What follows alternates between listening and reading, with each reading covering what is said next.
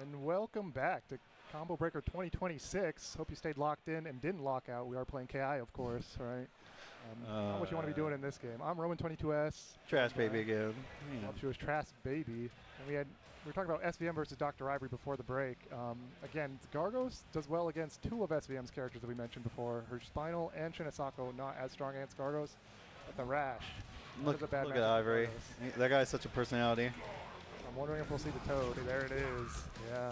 Definitely the pick you want to do. And if Rash is also good against Omens, so like Gargos has some interesting tools though against Gargos. Rash. Yeah. Against Rash. I said it backwards. A heavy portal punch, a pretty good tracking anti-air, and then his crushing heavy punch, a very big hitbox.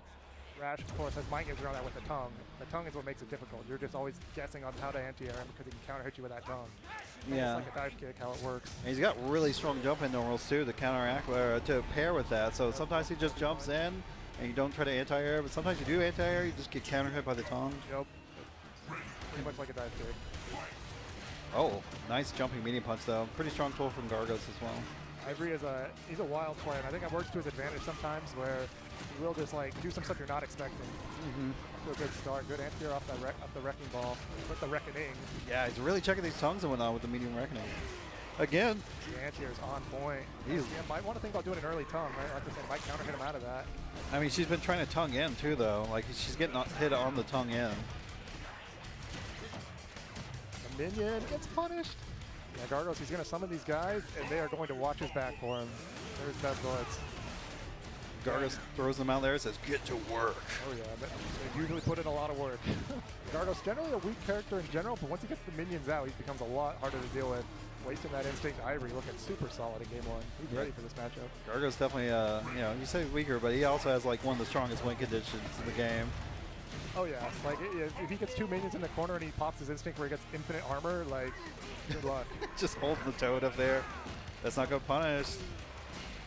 And the minus on that. SVM maybe trying to fish for that's too much. I think she needs to play a bit more patient.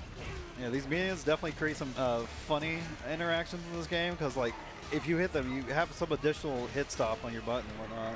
Yeah. Oh, I'll try to backdash too early though.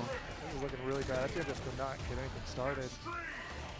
You just gotta get the Toad worked out. Yeah, he's ready for it every time. That's him trying to. Yeah, unfortunately for Rash players, it's not so easy to space like a safe wrecking ball anymore. Yeah, not at all. He got nerfed pretty hard in the AE update. The heavy is meaty. It's gonna hit Gargos. By the reckoning, she's not ready. Gets the punish. Throw punish. Takes a ton of damage. What the hell was that? She armored through the burst. Yeah, Rash. There's a couple characters that have invincibility during some of their wall spot enders. Rash is one of them. So yeah, just went right through the burst there. Oh, the jumping medium. Too high up to get a combo though. She went for the light too, and it just didn't work. This is a tough comeback. Rash could definitely do it, but this is tough. I mean, usually if you're trying to make a comeback like this, you have an instinct with Rash. You got the bikes to back you up. This though, nice and honest. Yeah, Rash is mostly doing strike throw, but also the Shadow Gun is going to take game one. Early guess one too. Could have just reacted. Actually, I guess he can cancel it to mix it up, but yeah. It's definitely a bit of a call out. Strong showing from Ivory though at the start. Yeah, as for him trying to scramble in too much, not really trying to play neutral and getting reckoning for troubles. Ivory just keeping it solid with the anti-air is super on point. Definitely hard to do against Rash. I wonder if she is going to think about a character swap. Again, I think Gargos is better into her other two characters, but it might be a comfort thing, and it's still doable. No matchup's unwinnable in KI. Even Kim reverse Argonos. I've beat a few Argonoses. Yeah. But yeah, she's definitely comfy with a Spinal. This is her original main, I believe. Well, actually, Sabrewulf might have been her original main, but she's been playing Spinal for a super long time. Oh yeah. Probably the most comfortable character in a lot of situations. But again, characters that jump generally give Spinal a hard time. And Gargo's got 5 of those. Yeah, and Gargo's got really strong straight throw pressure, especially in the corner. +1 crouching medium punch, jails into, well, doesn't jail, but it resets like 1 frame gap into his reckoning or command throw, so you kind of get strike throw mix off of that, so you're not really react. This potential damage really adding up, getting a huge cash out there. Gets the throw take off the wall. That should be dead. Just end it. No, she's extending. Yeah, way extending. Ends up paying off. She's going to be able to build a lot of skulls from that, but kind of risky to go for. She definitely could have ended it earlier. But no Mira really for Gargos. No instincts yet. Ooh, reversal. Tried to Skeleport, I think. Ivory definitely looking for an opportunity to summon a minion. You can only really do it off of generally certain types of knockdowns like this one. Getting that throw. Yeah, I like just getting out of there. Puts herself back in the corner though. Skeleport linked her out. Gets the instinct locked out. That can be really strong Might be against a zero Gargos. instinct game for Ivory, yeah. Isaac? I can't remember how you pronounce it. Yeah, Isaac. Stabby, I think, is the colloquial name. I can't say that word very well. SVM kind of running away with this one though. The Ivory has instinct now, but he's on the verge of danger. One hit and kill danger, and that's it. Space the cross up there. SVM. He did eventually build the instinct, but never got to use it. SVM just is that player where often she will be like, she'll pick the bad matchup, but just the comfort thing, you know, and her just being such a strong player, she will overcome these bad matchups. And it might be a bad matchup, but Spinal's strong tools, like especially being able to lock out the meter if you can get it, like Gargos without minions is definitely a subpar character. Yeah, I agree. He's definitely built around having the minions be super strong mechanic. Got the backdash on the Skeleport. All down the portal punch, gets a skull port, uses it right away for that Skeleport. Checking the medium. Backing up though. Yeah, Gargos cannot do anything far away. You can just hold Power Devour. You can't really do anything. If he tries to portal punch, it just gets a Spinal free skull. Those breaks are pretty huge for Ivory though. He's going to be able to have build instinct. What a back! With the light kick too. I was a little surprised it actually hit. Yeah, I think everybody might have been too slow at that point. I think it's a crouching heavy punch. I think it's meaty.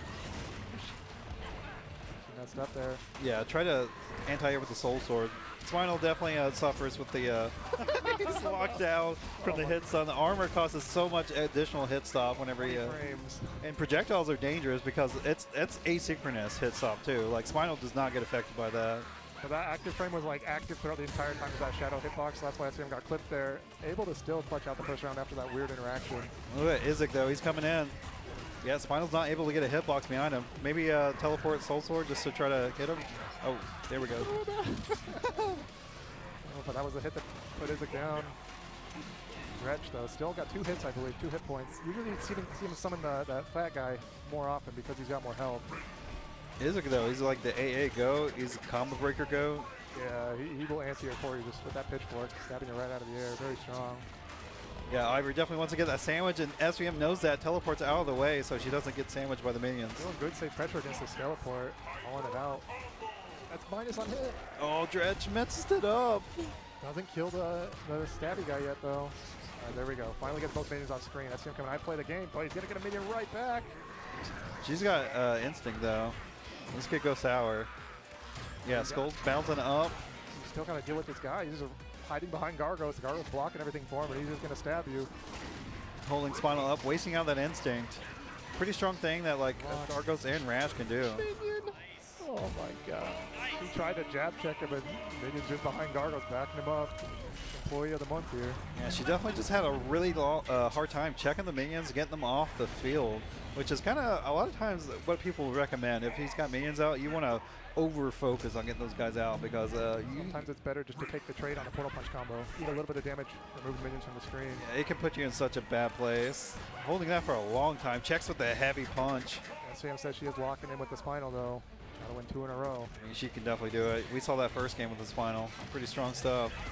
Checking the backdash with the Bone Shaker. Gets the lockout. Gonna be able to lock out the instinct. Ooh, didn't get it. I do feel like Ivory has mostly been getting by on guest breakers. Oh, that was a reaction though, I think, to the light double. The punish wasn't really worth the meter. Gets a hard knockdown. Oh, she could have actually pressed a heavy there if she wasn't already locking in. She got medium skull somehow, I don't know, but ends up the hit stop kind of saving her from that situation as well. Sometimes the screw freeze can kind of screw with your buttons if you're putting too many motions during it. Yeah, well, Gargos does have this infinite armor. He has no ability to block. That's the one thing you can try to take advantage of his instinct with. Ooh, goes for the throw.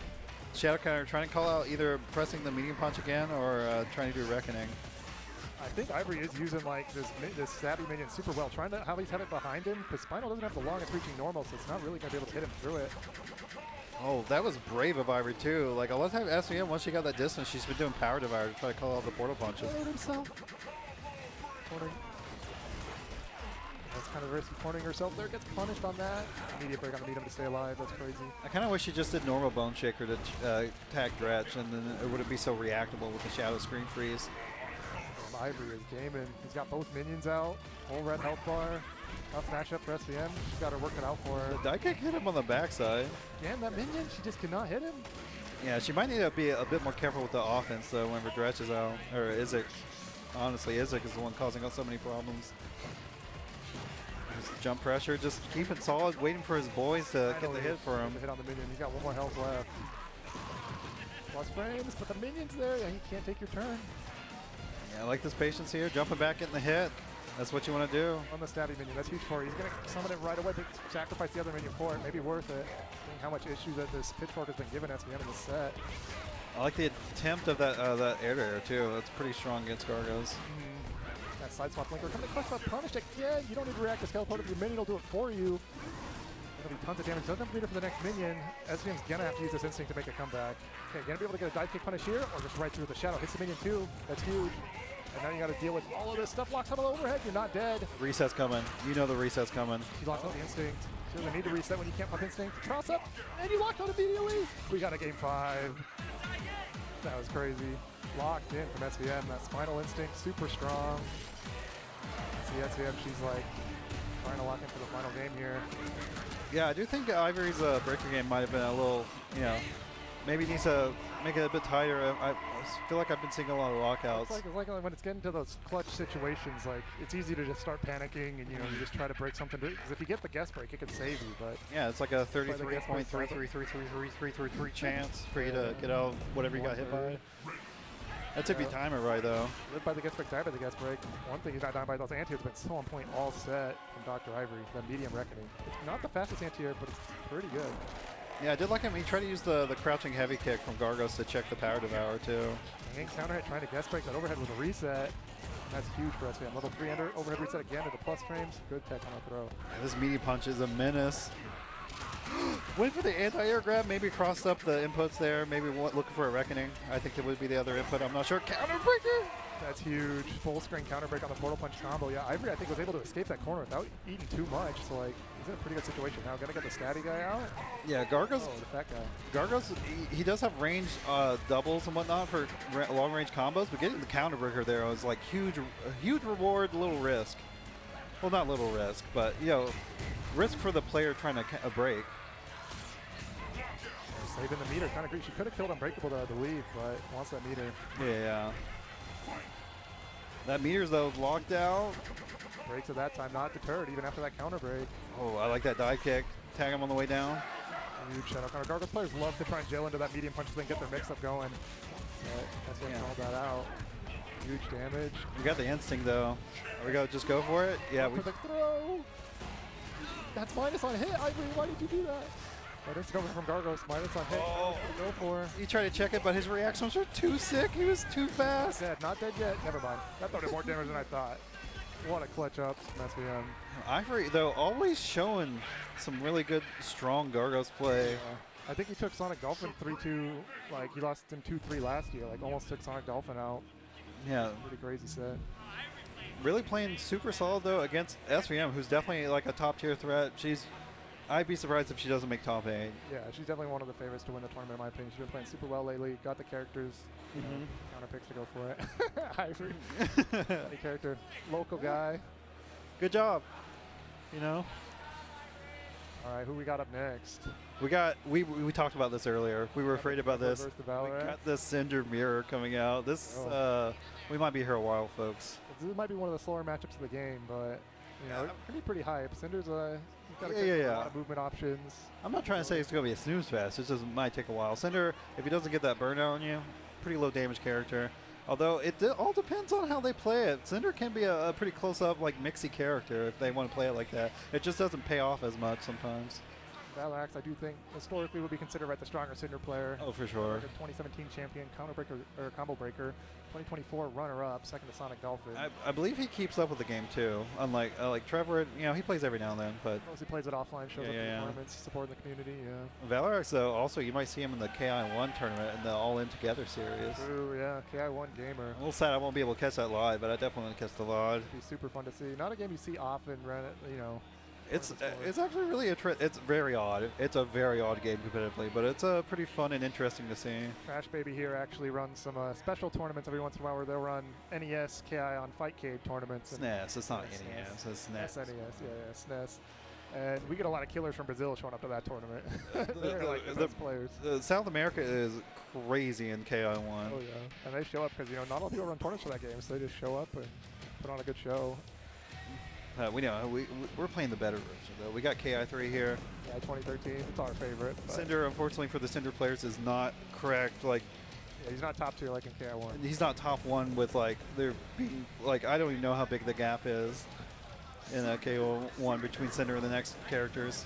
Yeah. Oh, are they both go retro? Yeah, it's gonna be. We do have different colors though. It should be fine. Gonna be a slugfest. Valoraxe looking at he doesn't have his usual swagger. He's just looking like he's here to chill out in game. Yeah, no sunglasses, no. All right. This should be a pretty funny set. Might be checking. It might be just going into it. Looks like we're going into it. I saw the fist bump, No, I didn't catch that. Usually the universal sign of we're about to fight. They're both gonna have too much fun. It's too much fun. Never getting it. Start early though. Cinder, not a very hard hitting character. He's like a two-step character. He wants to get these burnouts, build up the white lights, then cash that out with like one chances later on. Yeah, even on block, that Inferno builds up a good chunk of potential damage. Oh yeah. You just gotta, make sure you get in quick though to cash it out. Otherwise, it just goes away. That was ambiguous. Get hit. Yeah. Like sometimes the best mix in KI is these ambiguous left-right jump-ins. They look like they're gonna cross you up and they don't. That's 2 hits. Yeah, not breakable. And maybe the angle, like maybe Valoraxe knows like that angle is just like he can't fire flash it. I'm not sure. He's just not trying. I think it's a slow reversal. It's a 10 yeah. So you can safe jump it pretty easily.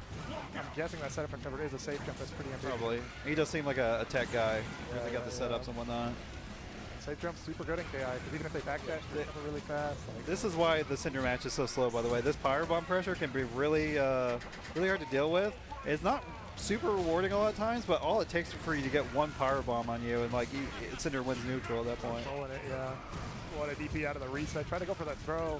One of the strongest things Cinder does when he has that bomb on you, he gets combos off a throw. Remember, spending the meter just to get the burnout. Wants it on the legs. You have to have level 3 or level 4 for it to last into the next round. So wanted to make sure he got that level 3. That's a good like 5% though if you can find the hit. And the Pyro Bombs also like refresh the cooldown on the potential damage. That was way too far away. That was ambitious. Doesn't need to be taking these risks. You got the life lead. Probably trying to call out the Pyro Bomb ignition, but Valoraxe is cool. Waited it out. No meter to confirm though. You need meter to confirm that into a combo on that low Inferno. Oh, I thought it might have been too far away. Yeah, but he tried to explode the bomb. That is an 8 frame after the free shadow, so it is plus on block, goes to projectiles. But if you're not committed to anything, you can kind of stuff it. You got a button that reaches it in 8 frames, like a medium usually. Cinder's got some slower buttons though. Valoraxe really trying to trailblaze his way in, and he gets the hit. Nice overhead. Went for the shimmy, ends up paying off. Trevwerd kind of flailing in the corner. It might have been an attempt at a reversal fire flash. He did a kick on the way up, so maybe he just missed his input. Able to do battery underbuild, a little bit of meter there. Honestly, not a bad position for Valoraxe. Trevwerd off to a good start, but Valoraxe still got that instinct. I mean, if you watch Valoraxe play, like he's got clutch. He will play super patient if he feels like he needs to. Like every modern fighting game, people will tell you it's all about resources. KI is no different. You got that meter and the instinct advantage. Valoraxe still has an instinct he's not used. What a snipe. Managed to DP right before that bomb came out. But it wasn't same in return for Valoraxe. Trevwerd calling it out. You got these great blobs on him. The more bombs you have on you when they explode, the more plus Cinder is. Like he's super plus he got those 3 bombs on you. That was a funny looking trade. Yeah, the single brain cell Cinder. Medium trailblaze right into each other. Wasn't fired up. Didn't cancel. The instinct gets punished. And got the legs without all tied up. Yeah, Valoraxe been sitting on this instinct all game. He's in the lead though. Sometimes it can be strong to hold it for the right moment. Good anti-air. Not quite. Oh, recap was still there. No ultra. I guess he had the instant cancel anyways. Pretty good optimization from Valoraxe. He might be one of them old players that don't like to use easy ultra. Yeah. Well, I mean, he had a guaranteed there, right? Yeah. Up into the shadow, had the instant cancel. Good recognition of resources. Just saying, off the recap though, he could have just gone straight into it. He didn't need to extend like that. Maybe he just wanted to show off though. Yeah, I mean, he had the resources. Why not? Oh my God! Hitbox. Cinder landed behind you. Hit him in the front side, landed behind. And I think we're usually Cinder kind of wants to burn like the tools you're going to use to stop him from approaching from the air. So you're burning the legs so he doesn't have that flash kick. He's double burned now though. The arms and the legs, he's on fire. He's burning it though. He has to if he wants to attack. Yeah. He's at the moment right now where he just cannot do anything without fanning those flames. There's a lot of white life. So he's just decided like, I'm just going to win this, you know, win this game. I mean, you do have the chance of the gas break too, or the reaction if you're fast about it. You can get rid of half that potential damage. Valoraxe kind of a bit more patient. Punishes the DP with the jab. One chance, and that's dead, I think. Oh yeah, for sure. Over here. Yep. That's it up from Trevwerd, getting the lockout. Nice clutch from Trevor. I really like the decision just to be like, well, I'm already completely on fire. I might as well just keep going in. Yeah, we're playing the slow Pyro Bomb neutral. Trevwerd. Yeah, Trevwerd does have one on him though. What? Trev finds the hit first. I wonder if like the enhanced Pyro Bomb took longer to blow up or something. If you do hit Cinder, the Pyro Bombs do go away. Yeah, I think he ignited it on the way out, so it just started a little faster. Yeah, pretty much the same situation as last game. Valoraxe with that huge instinct bar just flashing there, ready to use. Yeah, I like to see him pop it immediately though.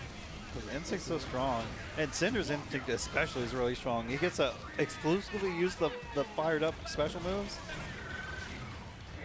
Like he's got huge chip damage. The Inferno goes forever. His Fire Flash is like way harder to punish. Like it's just like it really just evolves the character. And there we go. Trevwerd scared to counter poke after blocking that DP. If they get thrown too scared of the instinct pop, Cinder can cancel that super late. Catches the jump back. Not a big punish, but in something below, yeah, we're gonna be locked out. It only hit twice. You gotta know the spacing. Yeah, if it only hits twice, it's still considered unbreakable. So if he ended it after that, it would have been an opener ender. It could have broken. Trevor spent both of his meter recently on just the Shadow DP, which is kind of not the highest value that you want to spend your meter on, but he did it just to escape the corner. Deficit's not so bad here, though. It could happen. He can't lock out, though. Lock out his depth. Run for the reset. DP again. Okay. Did you go try to break here? Yeah, you waited for the crossfire, I think is what it's called. These bigger firebombs on the side of Valoraxe. I think they're the same ones, just for some reason. VFX, yeah. That Shadow Bomb does so much damage, even on chip. Yeah. Valoraxe is just playing for chip at this point. Ooh! Out of the air. Yeah, the target combo made that kind of awkward for him. DP. Recap, don't get broken. He had to. He was dead if he didn't. He was down to the wire though. Again, he catches it and gets the kill with it. Gonna get the Jago combo. Ultra? Go see an Ultra? Nah, he just got the taunt though. I don't know if he practices Ultras. I feel like Valoraxe, he's a guy that likes to show off. I feel like I'd be a little unsurprised if I would be unsurprised if he had Ultra tag. Oh yeah. Valoraxe is barely coming out on these two matches, though they've been close. Just able to clutch up more than Trevwerd has. Trev's been getting some good starts in his matches, though. Like, they've all gone down to the wire. Oh, but he did fan the flames. I think with throws is like, depending on which button you accidentally press first in your throw, it can fan the flames on punch or kick, so it's kind of funny. You can purposely just kind of like plink them, though, to the one you do want. Yeah, but that's kind of a weird input, you know, maybe you're not used to practicing. Maybe for you pad player. True. Here we go, though. The Cinder pressure the low. This -7. That's a throw. Safe jump. That time it was a cross up. I think he tried to backdash and he went the wrong way. It's okay, though. We have the ultimate defensive technique, gas break. Yeah, it's strong. If you can get it. And especially if you got good reads on your opponent, like, it's not so much of a guess anymore. Punish. The heavy afterwards. He doesn't break it. Guess is on the light. Don't know if this is dead, though. Cinder damage pretty low. Yeah, not dead. Okay. Yeah, it's going to be the priority. Shadow beating the meterless DP. No breaking the recap. Oh, he did actually try. He gets locked out. Combo really early. Wasn't able to capitalize on that lockout. Yeah, he definitely could have killed if he just, went with the recap, and then that looked almost invisible. It spaced it. Yeah, true. It's moving White Cinder. It's like, you can barely see that. He can't get chip out, though, if he wants to play it that way. This should be dead on Valoraxe, but again, this is the exact same situation as most games. Valoraxe has that instinct. Do we see the early instinct pop here from Valoraxe, or does he just save it for the end game? He's been playing the Mind Games around instinct pretty well, so I wonder if he wants that. Maybe. Even though Cinder does have a crazy air movement, there is no air blocking in KI, so if he's jumping and they blow up the bomb, he is getting hit. There we go. All right, same situation as previous two games. Except for this time, Valoraxe has full instinct. The one brain cell, but Trevwerd a little bit faster. Oh, he tried to check it, but it's a DP. That was crazy. Yeah, awkward hit there. See if Trevwerd can finally come out on top this game. Oh, not close enough because he checked the throw, but sometimes you just get thrown for your throw. True. Lockdown, no Pyro Bomb, no big threat. He baited it. with the jab. Valoraxe just looking to react to anything. Oh, off the throw. Didn't wait for the OTG. Well, he messed up. Trevor tried to do a juggle into the bomb toss there, but didn't get it. Yeah, Cinder's definitely a technical character. He's got a lot of wacky stuff. He does. Oh, too early though. I feel like maybe a 4-5 might have got him. Yeah, potentially. I don't even know if that was a danger though. It was definitely pretty close. I think if you let it rock out, I think it would have got the danger. Yeah. Confirmed for Valoraxe here. Reset. The sweep whiffed. He wasn't close enough. The fire flash hits him. Power bombs though on Valoraxe. This is a tough situation. Plus frames. He fire flashes out. I don't know what he was trying there. We got instinct too. It's very strong to hold out instinct while your opponent's like close to danger, because if you get any hit and they go to danger, you can pop instinct. Trevwerd on the board. Valoraxe saving that instinct bar the entire game. Yeah, I'm not. I mean, maybe maybe he's been playing too much KI1. Maybe he's not used to using instinct anymore. Having the install, comeback mechanic. He's really strong. It's close every game though. He's just going straight into it. Not a thinking man. Just going in. I don't doubt we'll see a character change. Valoraxe does have the ROM, but ROM I don't think is a character you want to pick against Cinder. Will get zoned out. Now goes for the fake. Trevwerd though, patient. Needed that GP. Really good punish, gets the lockout too. Gonna be able to burn the legs. This is really bad situation for Trevwerd here. Yeah, I feel like Trev's been guessing a lot of manuals too. And I think Valoraxe has been using them well to just kind of make him guess on it. Ooh, drops the manual. Trevwerd dropping that combo was huge, but he is going to get the lockout. Oh, I was going to see if he could extend that combo, build back his own white light. That would have been huge. Yeah, we have seen Trev like messing up some combos though, and these drops can be fatal. Yeah, definitely. Ooh, caught him flinching. Recap still breaks it. Valoraxe has attempted to break every single time. Like even on that instinct lockout, like he got locked out because he did try to break it on reaction. There's that bait, the classic bait. Tried to shot it down with a 2-hit. Cinder is one of the 2 characters that can instant cancel in the air. Able to bait the shadow counter off that overhead. Now we get the pyro bomb, but we just back up though. I guess maybe he wants to win via chip. This is like the safest option to do here. Yeah, but Cinder can really just find his way in. Still low value for that instinct though. If you spent that instinct and you got maybe like 5% of chip damage, if that even. Well, he missed. Valoraxe gets the hit though. He's in. Gets the up after burner, and that should be it with the lockout. Extended. I don't know what he's going for. He wanted to get the burnout for the mid-round burnout for sure. Cinder again doesn't have the best punishes of that stuff.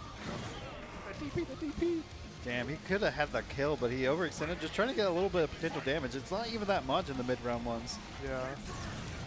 They pretty much go like the fire like burn like it extinguishes like shortly after the mid-round, so it's like it's nice and it's gravy if you do get it, but it's not really worth it to extend. I feel like. Should be 2 hits. Yeah, breaks the white afterwards. And we're in the same situation as like every game here. Instinct on Valoraxe is definitely the potential game changer here.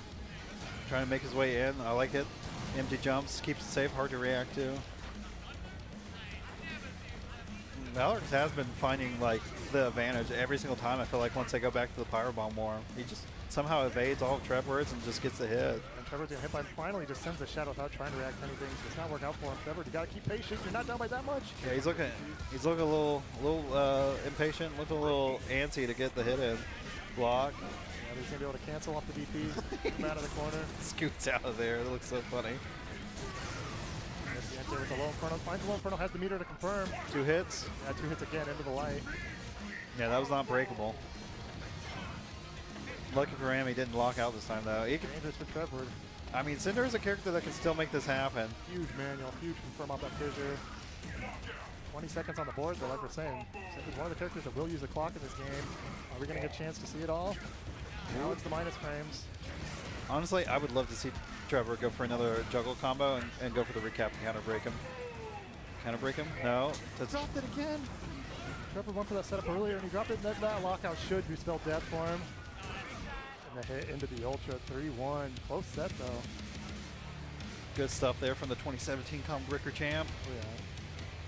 Looking solid as ever. Did we get to see a cool Ultra or are we just gonna, oh, here we go. The slow bomb. Goofy. Cool stuff though. Oh, the bomb blew up too as the scene came in. Pretty cool. I do wonder if that was the winner side. That was probably the winner side to get out of pools, right? So Valoraxe probably. Trevwerd and losers. Moving on to top 24. Check the start GG yourself. We don't have that up here right now. Yeah. And we got Yeah, that's should be the other winner's side match of the pools going on. We got SVM versus Feedback King.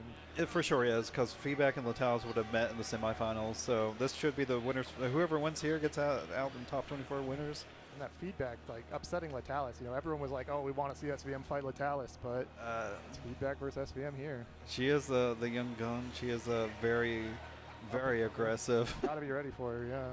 And a lot of characters that SVM plays, they're not the best defensive characters. Like they can struggle a little bit if you're really just staying on top of them. I'm curious who SVM will play. Like, I think Rash is pretty good against Mira still. Yeah.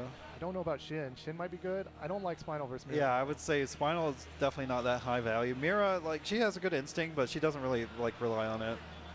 And her shadow moves also, she doesn't really rely on that much either. Well, for offense, she has the shadow bats. Yeah, it's definitely strong, but she doesn't need it. Especially if you're making it really awkward in the air for Spinal. Spinal's got terrible anti-airs. So, I'm not sure. Shin might be the strongest pick. Can really just obliterate the bats with the orbs. Can run away. Has decent anti-airs with the DP. Mira, though, can miss out of those ambiguous setups, so that is something that she has against Shin. Doesn't have to hold the vortex like other characters do. A lot of times those are with jump-in normals, though, so, like, you know. Yeah, this Shin probably has ways to catch him, you know, if you're calling it out. Pretty safe to just chase it down if you're expecting the missed out. Right, the Rash. It might be a butt check character. Don't get too excited yet. I do like Rash versus Mira. Like, this has always been a bad matchup for Mira. Mira, kind of like Spinal, has some bad anti-airs. Mira probably has the worst anti-air in the game with her crouch heavy punch. Yeah, it doesn't hit very high up. It's pretty slow. It's definitely a... So Omen, jumping characters like Omen, Gargos, Rash can give her some trouble. Can give her trouble, yeah. I mean, a talented Mira player, they can use like dashes. They can use like, they can Trefine out of there. It's a pretty low recovery special move. Mira does have a very good jump medium punch for air dares though, and that's kind of what we'd expect to see. It is button check, like you said, SVM. And there's stuff on the line, why not? Yeah, you gotta check the buttons. Gotta make sure everything's good, nothing's going wrong, your controller's not messing up. That's the worst thing. You get to a match and you're like, my button's not working. What is going on? Extreme Zombie, he lost one match in his entire early pool, and it was in his first set, and it's because his controller disconnected mid-set. Oh my god, I was curious what happened there. Yeah, so he won 3-1 that one, then won the other matches 3-0. No. Damn, Zombie calling me out. Sorry, bro, just get a controller that works next time. I don't know. You're the champ, we gotta talk about you. Yeah. All right. The Rash versus the Mira. I like playing Rash in this matchup, but Feedback has fought my Rash. I'm not the level as SVM, but it's at least some experience in the matchup. You know? I like Feedback's fit though, dressing for the character with the goth outfit. Oh, yeah. Goth look. Looking like a true Mira player. You can call out that Mrs. Rash. That crouch heavy punch anti-air does so much damage. Yeah. Look how much Feedback's already spent too. Like that Gray Life is like half our bar now. Yeah, Mira will spend that on special moves, air dash, and her miss. So yeah, if you clear out the life bar, all this green, that gray it's gone. You can't use that anymore. Some block boot. Try to get. Oh, yeah. Feedback. I think when she's low on that gray, she's scrambling a bit too much, and Rash also has one of the smallest jump hurt blocks in the game. So he's able to jump over all of that stuff, just get out of there. Oh, guess shadow counter didn't work out. Medium break though does. And hanging out of the air, Mira has got like some of the weakest juggle combos in the game, but these cross-up resets are doing tons of damage. Heavy lets it rock. Building White Light from the mist, adding on extra damage there. You punch should blow up the bike? No, it doesn't. He's able to hop on. Yeah, that was a crazy recap mid-screen with the bike. Mid-screen mix? No, it doesn't call it yet. Part of Rash's like instinct is that bike will cover him like an assist, but it also gives him combos off throw. Feedback taking the first life bar, only has half the health bar to work for herself though. So. Yeah, SVM's kind of looking like not really ready for the Mira offense yet. Kind of getting caught by up mist, getting caught by dash, the air dash cross-ups. I like a jump back, but no buttons. You went in for the offensive air dash. Hard to break juggles. Oh, drops it. Yeah, SVM's got some really tricky juggle combos, like single hitting heavy punch, pretty cool. And defending attack on a bit too early for this to find. That is the defensive play around there. Like Mira. I like it though. Making the precedent. Like I will do this. Yeah, that is the high risk counter break. You know, In the cat community, we sometimes call that the counter breaker, where if you miss it, you lose. It is and almost certainly like your whole life on it. Yeah, if you, I think the counter breaker is specifically whenever your opponent does not win for like trying to break or whatever. Yeah, but then when it works, we call it the Cronter breaker because Kron, you know, the Chronicle is like very known for making these crazy counter break reads when he needs to make a comeback, and people always try to break them. He's got the pro tag breaks. Oh, yeah. Overhead, here we go. Push into the corner. Rash again, you know, guy's legs cut off a bit in the patch, strength-wise, but he's still very good. Look at that. He's zipping out, zipping back in, finding the hits. His strike throw pressure up close is very tough for Mira to do it. These crazy buttons, crazy anti-airs. Like winning the air airs with the lights. SVM is ready for everything. Shadow Move cash out just to guarantee the kill. I at least like that feedback showing other things besides missing out. A little lower risk options like jump back and stuff like that. True. Nice. Finds the hit, finds the instant pop medium, does get broken. After she just counter broke at the end of the last match. Rash just zipping out of there. Rash's movement is so good. He can just get out of the corner. And these little blood bats he can eat. Go through that. She messes it up. She got regular ram. Didn't get the projectile nimble one. That's a huge mistake from SVM. It's definitely something we've seen in the first match with feedback versus Vitalis too. It's like she's not recognizing these lockouts and getting the huge cash out she could. What a trade. Mike's got your back. Tricky combos too with the bite canceling stuff automatically. Yeah. Again, scared to anti-air. Mira's anti-airs will get counter hit all the time by these Rash jump bundles. You don't really see her go for them. I do like that she's holstered the mist right now too. I mean, SVM's still not really chasing it though. You want to see jump medium punch from feedback just to try and get some air dares. There we go. Yeah, that button's really good. But boot off, yeah, that's not too bad. You take that Shadow Mirror. That's definitely how you want Rash spinning it. You got to get the mist on. This is going to be a tough comeback for feedback because you're spending your instinct to get the first life point. So you have to win the second one with barely any health and no instinct. If you can even manage to get the first one. Yeah, and Mira is not a comeback character. Like once she her life is low, she literally cannot do her heavy or medium specials. Yeah, if her life is too low and she can't spend it, right? Yeah, she loses tools, a lot of her tools, and that low reset on the guest break. Then take game two. This is kind of looking like how this matchup usually goes. It's very tough for feedback. Yeah, tough for Mira to deal with all the air options that Rash has. And SVM's also just playing really solid. Like she's not trying to overextend on offense and stuff like that. And no Alex V here, and is this the year of Rash? We got Aphex making it on winners, SVM one game away from making it on pools of winners, all with the Toad, you know, this character that got nerfed pretty hard. I mean, Alex, yeah, he definitely still plays it, but not a believer. Yeah, he doesn't play the Toad as often either, but we got Rash showing up this year. Yeah, Mira. Feedback's been playing a little bit of Arbiter, but I definitely don't agree with trying to pull that out right now. Against a player of SVM's caliber. Oh, yeah. And Arbiter's not a good matchup against Rash. Yeah, I would think so. He's got slow buttons and whatnot. He also jumping on him. Got the anti-air problems, too. Plus frames off that one. Another one spinning her life for this. Catches the backdash. That's automatically catch back. If you can just send that string, you know, and it's a lot of plus frames. But again, look at the health. We're about to even on health because feedback is spending her own health to do all this mix-ups and pressure. We'll be able to get it back here, though, with the lockout. Feedback getting started in this game 3. Yeah, it is a trade-off for Mira, though. Those linkers and the command grab, they do not do damage. That hit! That was meaty as heck. That was crazy. Is the Rash offense? Do we see a reset? No, we're going for wall splat. Resets are very scary. One for the low. Like, he's going to strike throw reset you, and he's going to combo off it with a huge starter with a bite. Feedback just blocking it out. Not scared of the throw there. I really like the use of the Shadow Bloodseekers too, because like Rash had that instinct going down the entire time he's blocking that. He couldn't. I guess he maybe could have called a bike while blocking it. I'm not sure how that works. It's tough to know. It wouldn't have worked, but maybe he could have. Rash like sometimes hop also on a bike during block stun. And it messes stuff up. It just depends. Single hit for fine. That was kind of weird. Oh, overhead reset. Yeah, she's got back mode. Gets the lockout. Is this dead? I think it might be. Nah, did get level 4. Yeah, they definitely really nerfed Rash's ender damage. He's really got to get way more hits than he used to. Oh, got the backdash. Yeah, Rash had no meter. That was guaranteed for feedback there. I like that. Showing that SVM's not really been biting on these. Huge lockout. That would have been a huge break for feedback if she got it. Because like whenever your opponent's like trying to just get that pixel and you get the break, you can just like you can get so much value out of that if you're able to win neutral again. Still really good position for feedback as long as she doesn't get too antsy with the hit. She's kind of flying over the screen. That's a shadow counter there. It was a guess though. That's definitely risky to do off a jump in. Short combo. I never see feedback do that ever. Went for the light kick. Gets the jump in. This could be huge. And that counter break, that's dead. There we go. Finally getting on the board.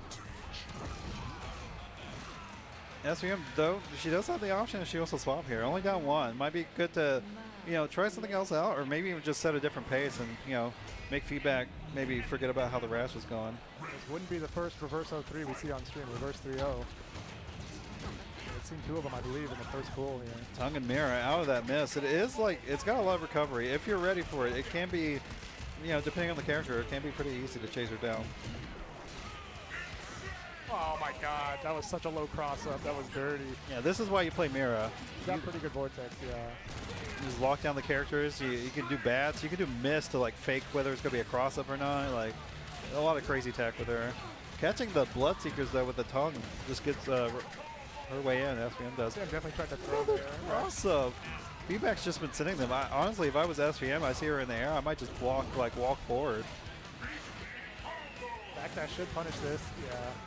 Bike hits in 4 frames in the corner. Or didn't hit. And Rash, backdash in this game, they're like at a minimum like 7-8 frames invincible, like pretty strong tools. Wow, just a wake up delay medium kick. Ends up working out with a media break from feedback. We're in this. Oh, missed out, going crazy with it. This is the shadow counter again. I'm telling you, it's tough to do Trefine. Yeah. Heavy Trefine's pretty good to do, but if she's looking for that shadow bats into the light one, like it can be really tough to react to it. Got this tricky movement. Calls out the backdasher. I guess that was a jump. Put her out of the air. Good break on the heavy. You get this life bar. I like that. Real kill. The delay tech. That's something you definitely got to mix up in this game too, is the wake up timings. Okay. Never meter the shadow counter. Now SVM does. One for the shadow, but just sent it. Sometimes you get it can be tough to react to those Trefines. You just want to try to guess on it. Oh my god, letting 2 heavies rock, 66% damage, no breaks. SVM in the corner. What's she going to do? The backdash is going to work here. Be able to go for the throw. Nah, it just goes for the combo. A lot of lights. As long as feedback doesn't freak out too much and make sure she gets her instinct, like this could be her game, like pretty easily. She spent the miss. She's expensive, but didn't get the recap. That's when it's time to bite. Wait for the shadow boot. Oh, SVM was she tried to shadow cover too late. Oh, really overextended it. That got scary there. Oh my goodness. This is crazy. Yeah, Rash doesn't have the best defensive options, so like he does have to hold a lot of that until he gets that bar meter to reversal out, or sometimes he tries to hold up and squirm his way out of stuff, but it's really dangerous though, playing against this Mira. Like, let those heavy doubles rock and you just take over half your life bar.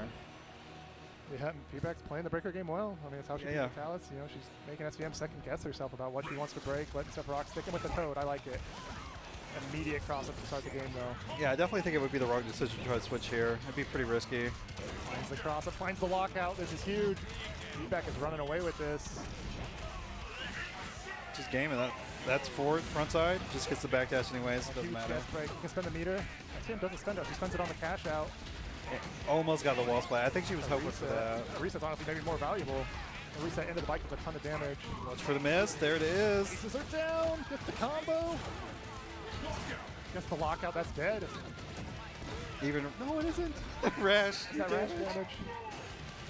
I'm surprised she didn't just try to go for the chip. Didn't have the meter really to chip. Misses the shadow counter again. And that counter. She's going to be able to get her life back too, because she didn't need to spend too much of it to get the kill. What a call out in the corner to get out of there with that command throw. That's like really put feedback in a good position here.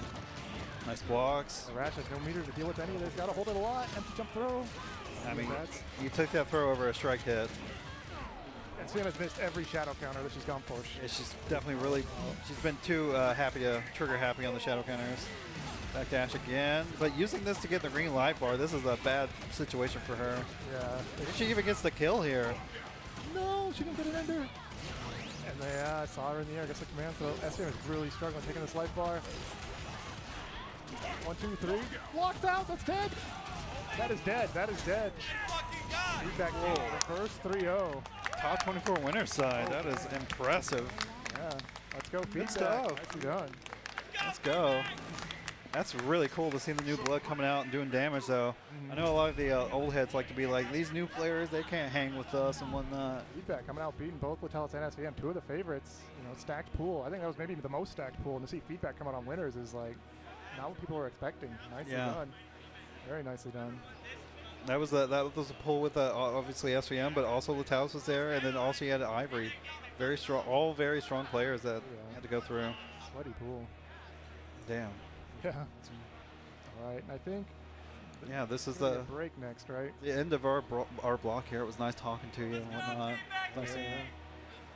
We're gonna be sending you commercials here. We're gonna be coming back with Keats. With the 27% sticker back there. With Keats and Aphex for more KI. Another block if we get 3. Let's go.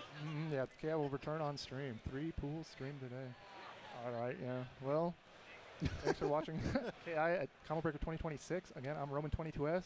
Trash baby, yeah. Stick around for some more KI. Welcome back, everybody. It's Combo Breaker 2026. We're here in Schaumburg, Illinois, just outside of Chicago. Yes, sir. Yes, sir. Keats, I'm excited here. First time commentating alongside one of the KI pillars here, nonetheless. Appreciate you. Here out in Schaumburg, the Windy City, for some great Killer Instinct action. I am super excited. You know, we got Wheels in our bracket here too. So favorite Wheels. This is our 3rd set of pools for the day. It's going to be the last one that's streaming, but there is another set of pools after this. The people who advance out of those are going to move on to top 24 tomorrow, which you already have. Yes, sir. Yes, sir. I saw earlier. You were putting on a good show with Rash and bringing the energy on stage. I really appreciate that.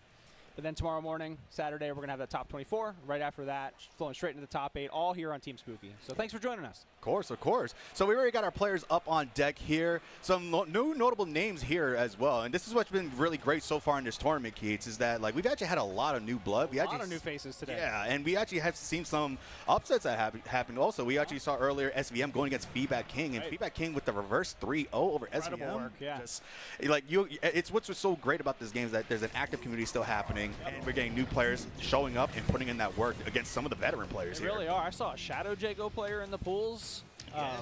Pressing the heck out of me. I hope to see them on stage at some point. Yeah, and what's so awesome about that, it's one of those, like, the parents are here also. They got a story, and that's one of my favorite things, too. But yeah, and it looks like our players are ready. It looks like they already did their button check. Looks like it's going to be a Fulgore versus a Eyedol, if I'm not mistaken. So we got Cobraking and looks like Slickarrow. Oh, yeah. All right. Again, some new names. Not familiar, but hey, they're showing up, so let's see what kind of work they're going to be putting in today. I mean, if you're showing up to the biggest KI tournament of the year, you know you've been playing online a bit. You're either here to have a great time or you're here to put on a show. So let's see what they've got. All right, nice little start with grab here from Slickarrow. Already has Cobraking, gets the nice conversion to the shoulder into early lockout, wall splat, setups here.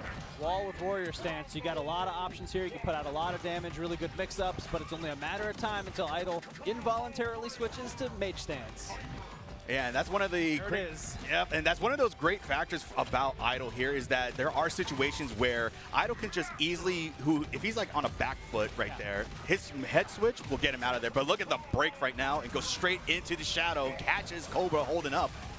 If you're unfamiliar with Eyedol, this is a stance character. You've got kind of a melee rushdown stance, and you've got a zoning stance, but you don't get to choose when you switch. It just happens. There's some RNG involved. You can try to force it sometimes by damaging yourself, but very interesting character to pilot. And these two are going back and forth. Look at all these breaks that are happening, but right now Cobra having the advantage here, getting the throws, but there is the instant pocket. Are we going to see a DP? No, just a jab. Okay. Hey, whatever works, right? This is very true. Let's go. Now this is where Eyedol tends to shine here, but right now Slickarrow's not getting things going off right now. Eyedol, when he has Instinct active, he has access to both bodies, and a lot of the traits of his moves end up changing as well. Would you say Eyedol's Instinct is the best in the game? I'm going to have to argue maybe it's either a tie between Rash or Eyedol, honestly. All right. I mean, I can see it, but Eyedol's is up there for sure. Oh, for sure, for sure. Oh, ends up baiting out the shadow counter, but gets the counter break, and that's going to be huge damage for Slickarrow right now. Little pressure, another cross-up attempt. Kind of slow, patient play from the warrior stance, and look, it's really paying off. Yeah, for sure. Still on the first life bar with that magic pixel, just running it through.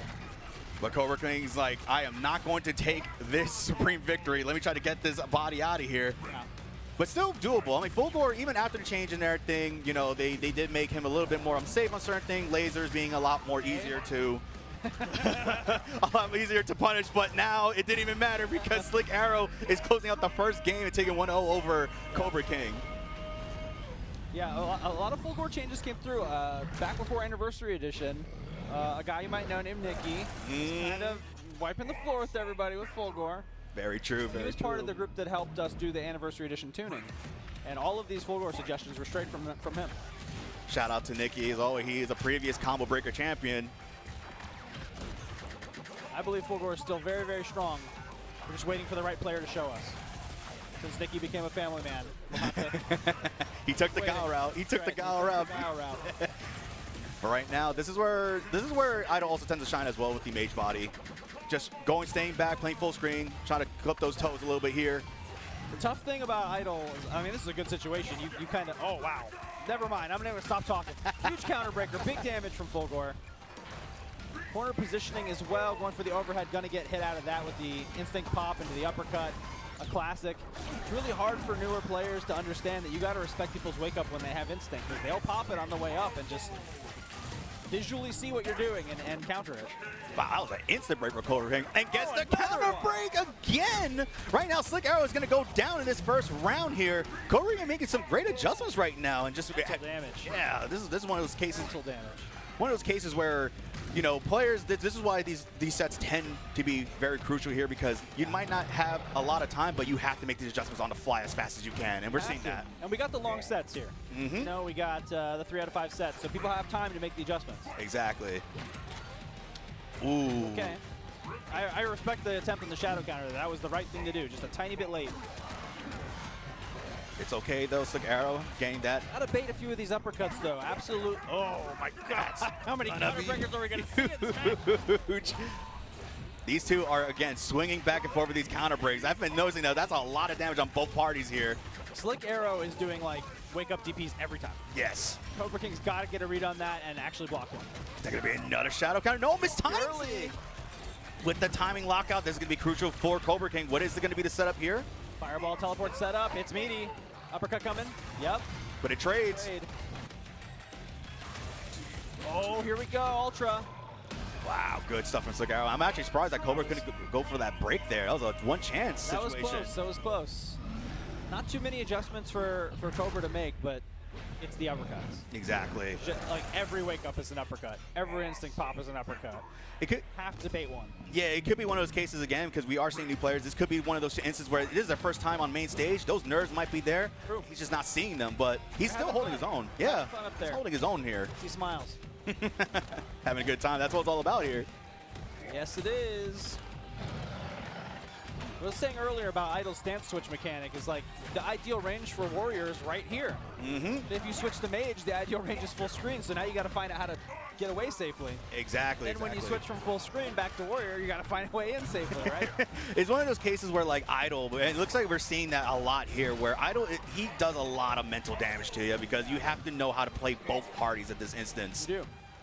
And we're seeing that Slickarrow with a massive lead here in terms of health here. Yeah.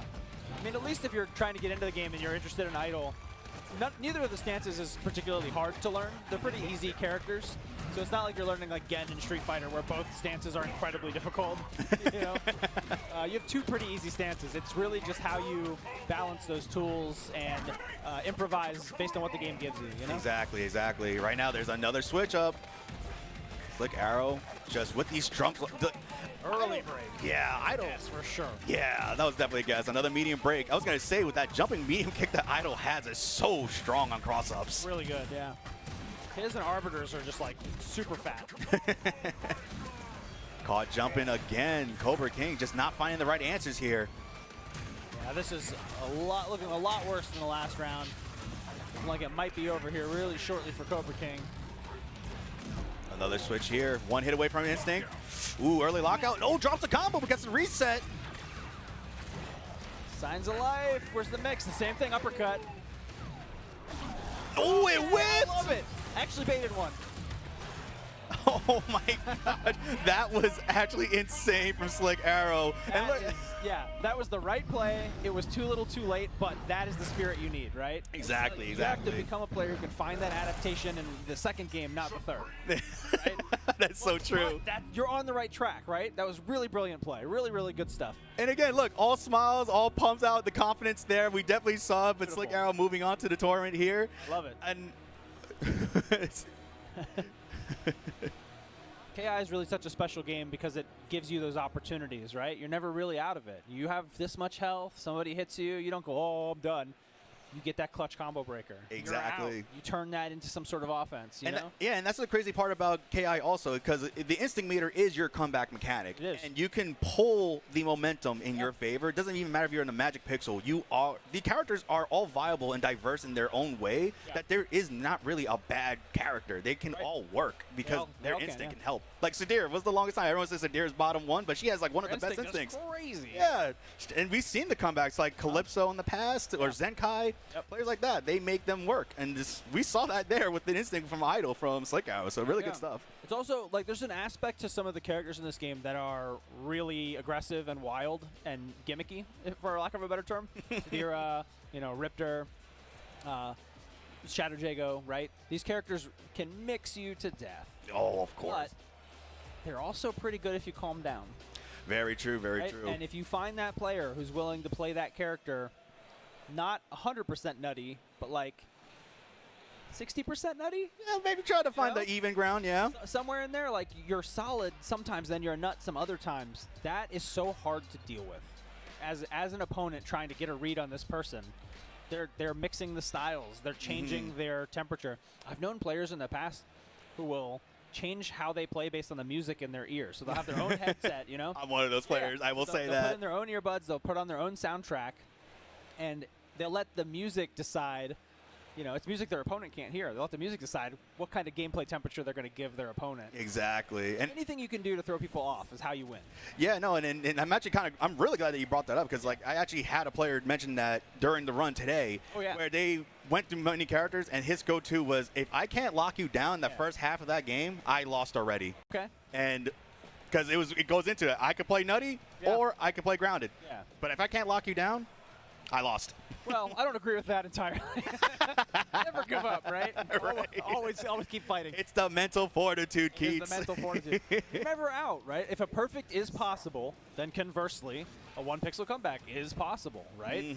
It can be done. Obviously, that gets harder as the opponent gets resourced up, and they can put out some stuff on the screen that's real hard to get around. But you should never give up. It's a learning opportunity, too. It's a conditioning opportunity. If you show your opponent you're going to fold, they'll take advantage of that. You got to show them spice and fight. Exactly. And I think we're going to get that spice right now. We got those stink lines from Absolute Zero. He likes to call himself the Stinky Hisako online. I'm always mean to him about picking this costume. He absolutely dislike the extra VFX on there. It makes the character way harder to read. Competitive spirit is to probably pick that for the competitive advantage, but like, I hate it and I would ban it. What is like the Blanca-chan situation? Yeah. But right now, it looks like they're going straight into an Absolute Zero with the cross-up ender. Ooh, the oars crossing. I got hit. I definitely got hit. I definitely got hit. Haven't seen a lot of Hisako today on stream, so this is a nice treat. And Absolute Zero, one of the best Hisako players out there right now. Oh, for sure. He takes a lot of after Storm as well, who was a very notable Hisako player in the past. And Zero, good stuff from Champ right now, getting his little opener here.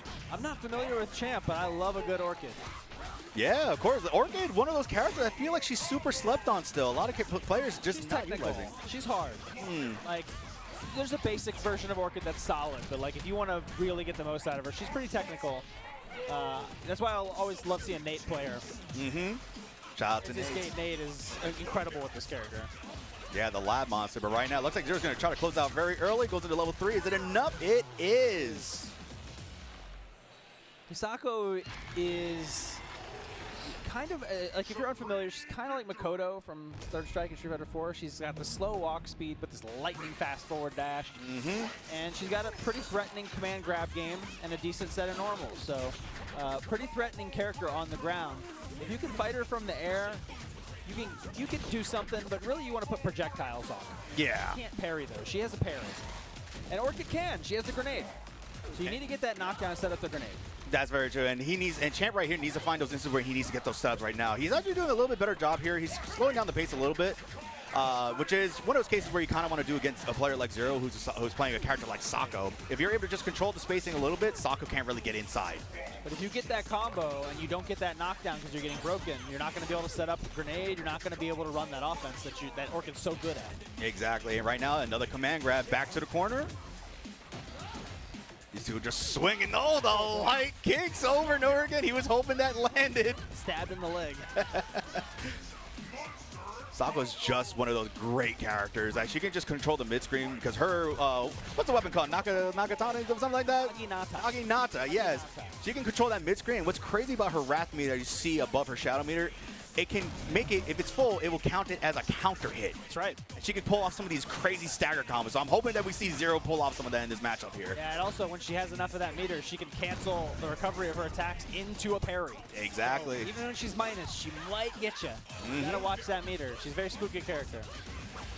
The timing lockout's gonna hurt right now. Zero just showing so much confidence in this Buster match. knee. Oh, the oars. Yeah, Champ's just not showing enough threat on knockdown. It could be one of those cases too, where maybe he's not familiar with the matchup here also. Yeah. And again, you have a player like Zero, look at that, the timing lockout. It could just be cases, again, he might not know what to do in this situation. And just 2-0 for absolute Zero. Mm-hmm. See if he can make it 3 or a Champ can make some adjustments. Try to maybe get some grenades on the screen, represent some threat from those projectiles that Hisako has such trouble with. Yeah, and I definitely would like to see a lot more of the Shadow Cats being used during Instinct as well. Yeah, that's true. They're not really coming out, are they? Yeah, no. Another projectile threat we could be presenting. Yeah, because he's popping Instinct, but he's not really utilizing them in any of these situations to keep himself safe. But again, now he's back in the corner, and this is where he does not want to be again. Oh, what a challenge on the overhead. That was a pretty surprising interaction. Again, doesn't pop the instinct. He could have made it so safe here. And another timing lockout. This is just all mind games now. I think Zero is just in his head at this point. Hisako can charge up her auto doubles and get you to timing lock out yourself if you're trying to react. It's very tricky stuff. Mm-hmm. It's not as strong against a lot of the veterans. They're used to it, but if you haven't played this character a lot, it can be really tough to deal with. Yeah, we're seeing signs right now, and Champ is just sitting on that first instinct, by the way. Not sure why he's just holding, his finger's not on the trigger on that instinct. He's just not utilizing it at all. Yeah, optimally, you want to pop instinct twice a game in Killer Instinct if you can. Mm-hmm. You should get the opportunity because that meter fills when you get hurt or when you land combo breakers. Mm-hmm. Right? And hold on a second. Are we seeing our first ultimate? Our ultimate. Goodbye, Bones. Ah! Come on! Well, there we go. We got the spooky ending. Got the jump scare and everything for you, so I hope you guys are prepared for that. But Zero showing in just dominant faction, the 3-0 over Champ. All smiles on stage, of course. Of course. Both of them trading some words. It looks like they were just like understanding, like, hey, what should I do there? This is the one thing about these tournaments is that you're going to a place where you are in a community of people who enjoy the same thing as you, especially for KI. That's why tournaments are so amazing. Like, even if you don't play, you get to be in this place surrounded by all these people who love what you love. Exactly. What could be better? Yeah, and you share up the knowledge too as well. This is like a great learning experience also. It's just all like, you know, fun. To meet people who have new perspectives, not only on the game but on life, right? Like, you expand your horizons. Everyone should come to these at least once. Yeah, honestly, and support your community as well, because this is the grand thing about Combo Breaker. It is named after the mechanic of Killer Instinct, and to show the love putting us on main stage nonetheless after all these years, no matter, like, what is it, 13 years already? Oh my lord. It's been 13 years since the this version of the game, the Season 1 version came out. Yeah. Oh, I'm gonna start a petition. Grazing my beard now. I got grazing my beard also. You know, I might have to start a petition. I think we need Rash to go back to his old ways. I don't know, Keats. I don't think so. Yeah. Bring back my Rash damage. # Rash damage. You and I were talking about it earlier, and I mean, you and I agree. All jokes aside, that Rash was nerfed from top 2 down to top 3. Like, this is still a really strong character. A lot of times in fighting games, you'll see a character who has really insane tools get nerfed by lowering their damage output or their health. Yep. And then they still stay top 1. Yeah. Because ultimately, they still have everything that they had before. They just got to land it a couple more times or avoid getting hit a couple more times, right? And that's where Rash is right now. Yeah, Rash is definitely at that point where it's one of those cases where you just need to adapt to new changes, and that's going to happen in any fighting game. It is. And strong players, they will sit down with the character and be like, oh, it's not so bad. Right. I was the same way. Rash, I feel like he is in a fine place. Do I miss the damage? Yes. Yeah. But I feel like he's in a better spot where he was definitely getting away with way too much. He was for less work. Right. Now you just got an extra step. That's not a problem. Risk reward, right? Yeah, like risk I always reward. talk about. You want to make sure that the risk matches the reward. Rash, not a super risky character, so the rewards just got to come down a bit. Exactly. And then everyone just jumped ship, and they went to Ari instead. He did. It was a very difficult character. Way more technical. Yeah, way more technical. But like the power output on that character is, you know, it's good. It's impressive. It's worth the investment. It certainly is. You know, I love Rash. I'm a big Battletoads fan from back in the day. It was really a privilege to get to put Rash in this game and pour all the love that we did into the character. Like, I remember discussing the Big Bad Boot Shadow version where the ankle was going to unhinge and it was going to spin. And we're just like, can we do that? Like, won't that break his ankle? I'm like, he's a transforming toad. Who cares? Yeah. Break his ankle. Let's go. And it turned out really cool, right? Yeah, it's so fun to be able to do guest characters when you get to do fighting games because you have to like study who they were and represent them correctly, but also change them to make them fit this new world they're entering so that they blend. You know? Yeah, for sure. And that's like those like what shades of like Arbiter as well. Like Arbiter, when he was on release, you guys modeled the map layout as if it was a Halo layout. Like what was that? Like right trigger was his carbine rifle, left was his grenade. That's exactly right. So we were like, okay, yeah, right trigger is how you shoot. Yep. That's hard kick in our game. So that's the button that shoots the gun. So that if you're coming from Halo, the button that shoots the gun in Halo shoots the gun in Killer Instinct. And then we're like, okay, what button throws the grenades? Oh, that's the one that's mapped to 3 punches in Killer Instinct. Yeah. So 3 punches is a grenade. You come from Halo, you know how to throw the grenade. Now you know how to throw the grenade in this game. So like giving people a little head start with cute little things like that when they fit, I think is really fun part of designing guest characters. Yeah. I love it. You guys honestly did a grand old job. Like it was a great love letter to these characters, showing them up here. And a love letter to everyone's favorite guest character, General Rom. Fan favorite character, General Rom. People love General Rom all around the world. They're all wearing General Rom T-shirts. They're talking about it all the time. They just they love him. Yeah, and I think my favorite part is that I think they deemed him as the stream killer because your pixels start going all over the place when Crow Shield is active and his instinct is active. Goodbye, bitrate. Doesn't matter if you got Google Fiber, your bitrate is tanking when Rom is on here. Yeah. I do like that character actually a lot. All jokes aside, like obviously he's not like a big name brand character, but I think he turned out really cool and I really like playing him. Oh yeah, for sure. I just love it. It just really shows like how much attention to detail that you guys really looked into when it came to those guest characters, and it showed. They transferred so well to a fighting game nonetheless.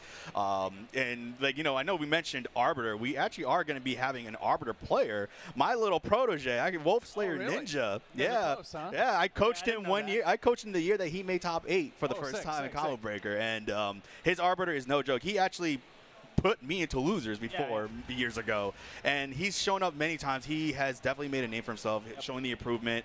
You know, a young player who's hungry, taking out veterans himself, and you know, he's definitely one of those players who have really put Arbiter on the map, honestly. Is he a player that came from Halo? Is that why he plays Arbiter? I'm very curious, honestly. I don't think he came from Halo initially. I know he played a couple other different characters prior to Arbiter, but like when he just sat down with that character, it just clicked. Yeah, it clicked. It's really cool when you finally find a character that you vibe with on that level, where it just all makes sense to you, right? Like that can't be every character for every person. It never will be. But when you find that one, like I remember back in season 2. When Sleep first clicked with Conra. He was like, I am Conra. I feel like everything that I want to do works exactly the way I want it to work with this character. It's rare to find that. Yeah, you know, you get a lot of loyalists over the years. You know, well, like Thompson, for instance, too, a Jago loyalist. He even got to a point where he even got the tribal tattoo tatted on him himself. And he's like, I'm Jago. Great, also. But like, he was one of those prime players that showed what the character can do. You know, and push it to the limit, you know. And also, again, shout out to players, you know, from back in the day, you know, Sleep, you know, and Thompson, Nikki, you know, Cupcake, all these names have definitely put a lot of these characters on the map and were like the stepping stones to what they can do. A lot of strong players have come and gone through Killer Instinct, and if you're out there and you think this game looks cool, it's never too late. Give it a try. Hop on in and play with us. Give it a try. It's free to play, by the way. You get a rotating character. That's true. That's true. You get Jago and Orchid and a rotating character. Well, for free. You gotta unlock Orchid, but you know. You Shadow Lords. It's Shadow Lords. It's easy peasy. All right, looks like we're kicking off the match here. This is going to be Wolfslayerninja, young prodigy here with Arbiter, and he's going to be playing against the Lochnar, who it looks like he's going to be using Jago. Or no, Sabrewulf. My bad. Okay. Wait, hold on a second. Wait. Okay, I got really confused there. Oh, wait a minute. This is Wolfslayer? not what I expected to see at all. I wasn't expecting this either. I'm actually shocked also. You know, I think maybe he's taking the name seriously. You know, Wolfslayerninja, he's playing Sabrewulf. Let's go. That's true. Absolutely mauling Lochnar's Jago in the corner. Signs of life from Lochnar now. Wow, really early break from Lochnar. Really does not want to get Wolfslayer out of that corner right now. Classic commentator curse, too. We spend all the time talking about Arbiter, and he's playing Wolf. I'm sure he'll rep the Arbiter later in the weekend if he continues to go through the bracket. Let's see right now. Nice little opening. Oh, but tried to go for a reset, it looks like. But Lochnar with the Wake Up Light Sword gets clipped in the toes, but no! A little greedy. I wouldn't say Lochnar's been representing breakers in that. Never mind. I'm wrong. Never talking again. We might have to stay mute right now, Come on, I think. man. That's going to be huge damage. Using the Shadow Laser Sword here, but extends the combo just a little bit. Doesn't choose to blow out the level 4 for the DP. Big damage ender. Not quite enough. Needed chip. Not going to get it. Oh, what a heartbreaker. When you have that one pixel and you didn't do a meaty fireball. Now this is happening. He did have instinct though, so maybe he was very afraid of the instinct pop. So I think that's why he was a little tentative on the draw there. I think that Wake Up Laser Sword was a DP in the wrong direction too. But does it even matter? Wolfslayerninja just closing out just like that over Lochnar. But honestly, these two were slugging it out really decently, honestly. So Lochnar definitely has a lot of fight in him. Agreed. Definitely, he's willing to wake up and challenge these mix-ups. He's not going to sit there and hold them, and I like that. I like that a lot. All right, here we go. Wolfslayerninja with the overpower. Oh my gosh. Oh, greedy with them. I love it though. I know like it's kind of crazy. You might be throwing the lead a little bit there, but I just love the idea of just risking it all. Shows a lot of confidence too, you know, when you're willing to just throw away your combos because you think you're going to win neutral again. He's nooch maxing.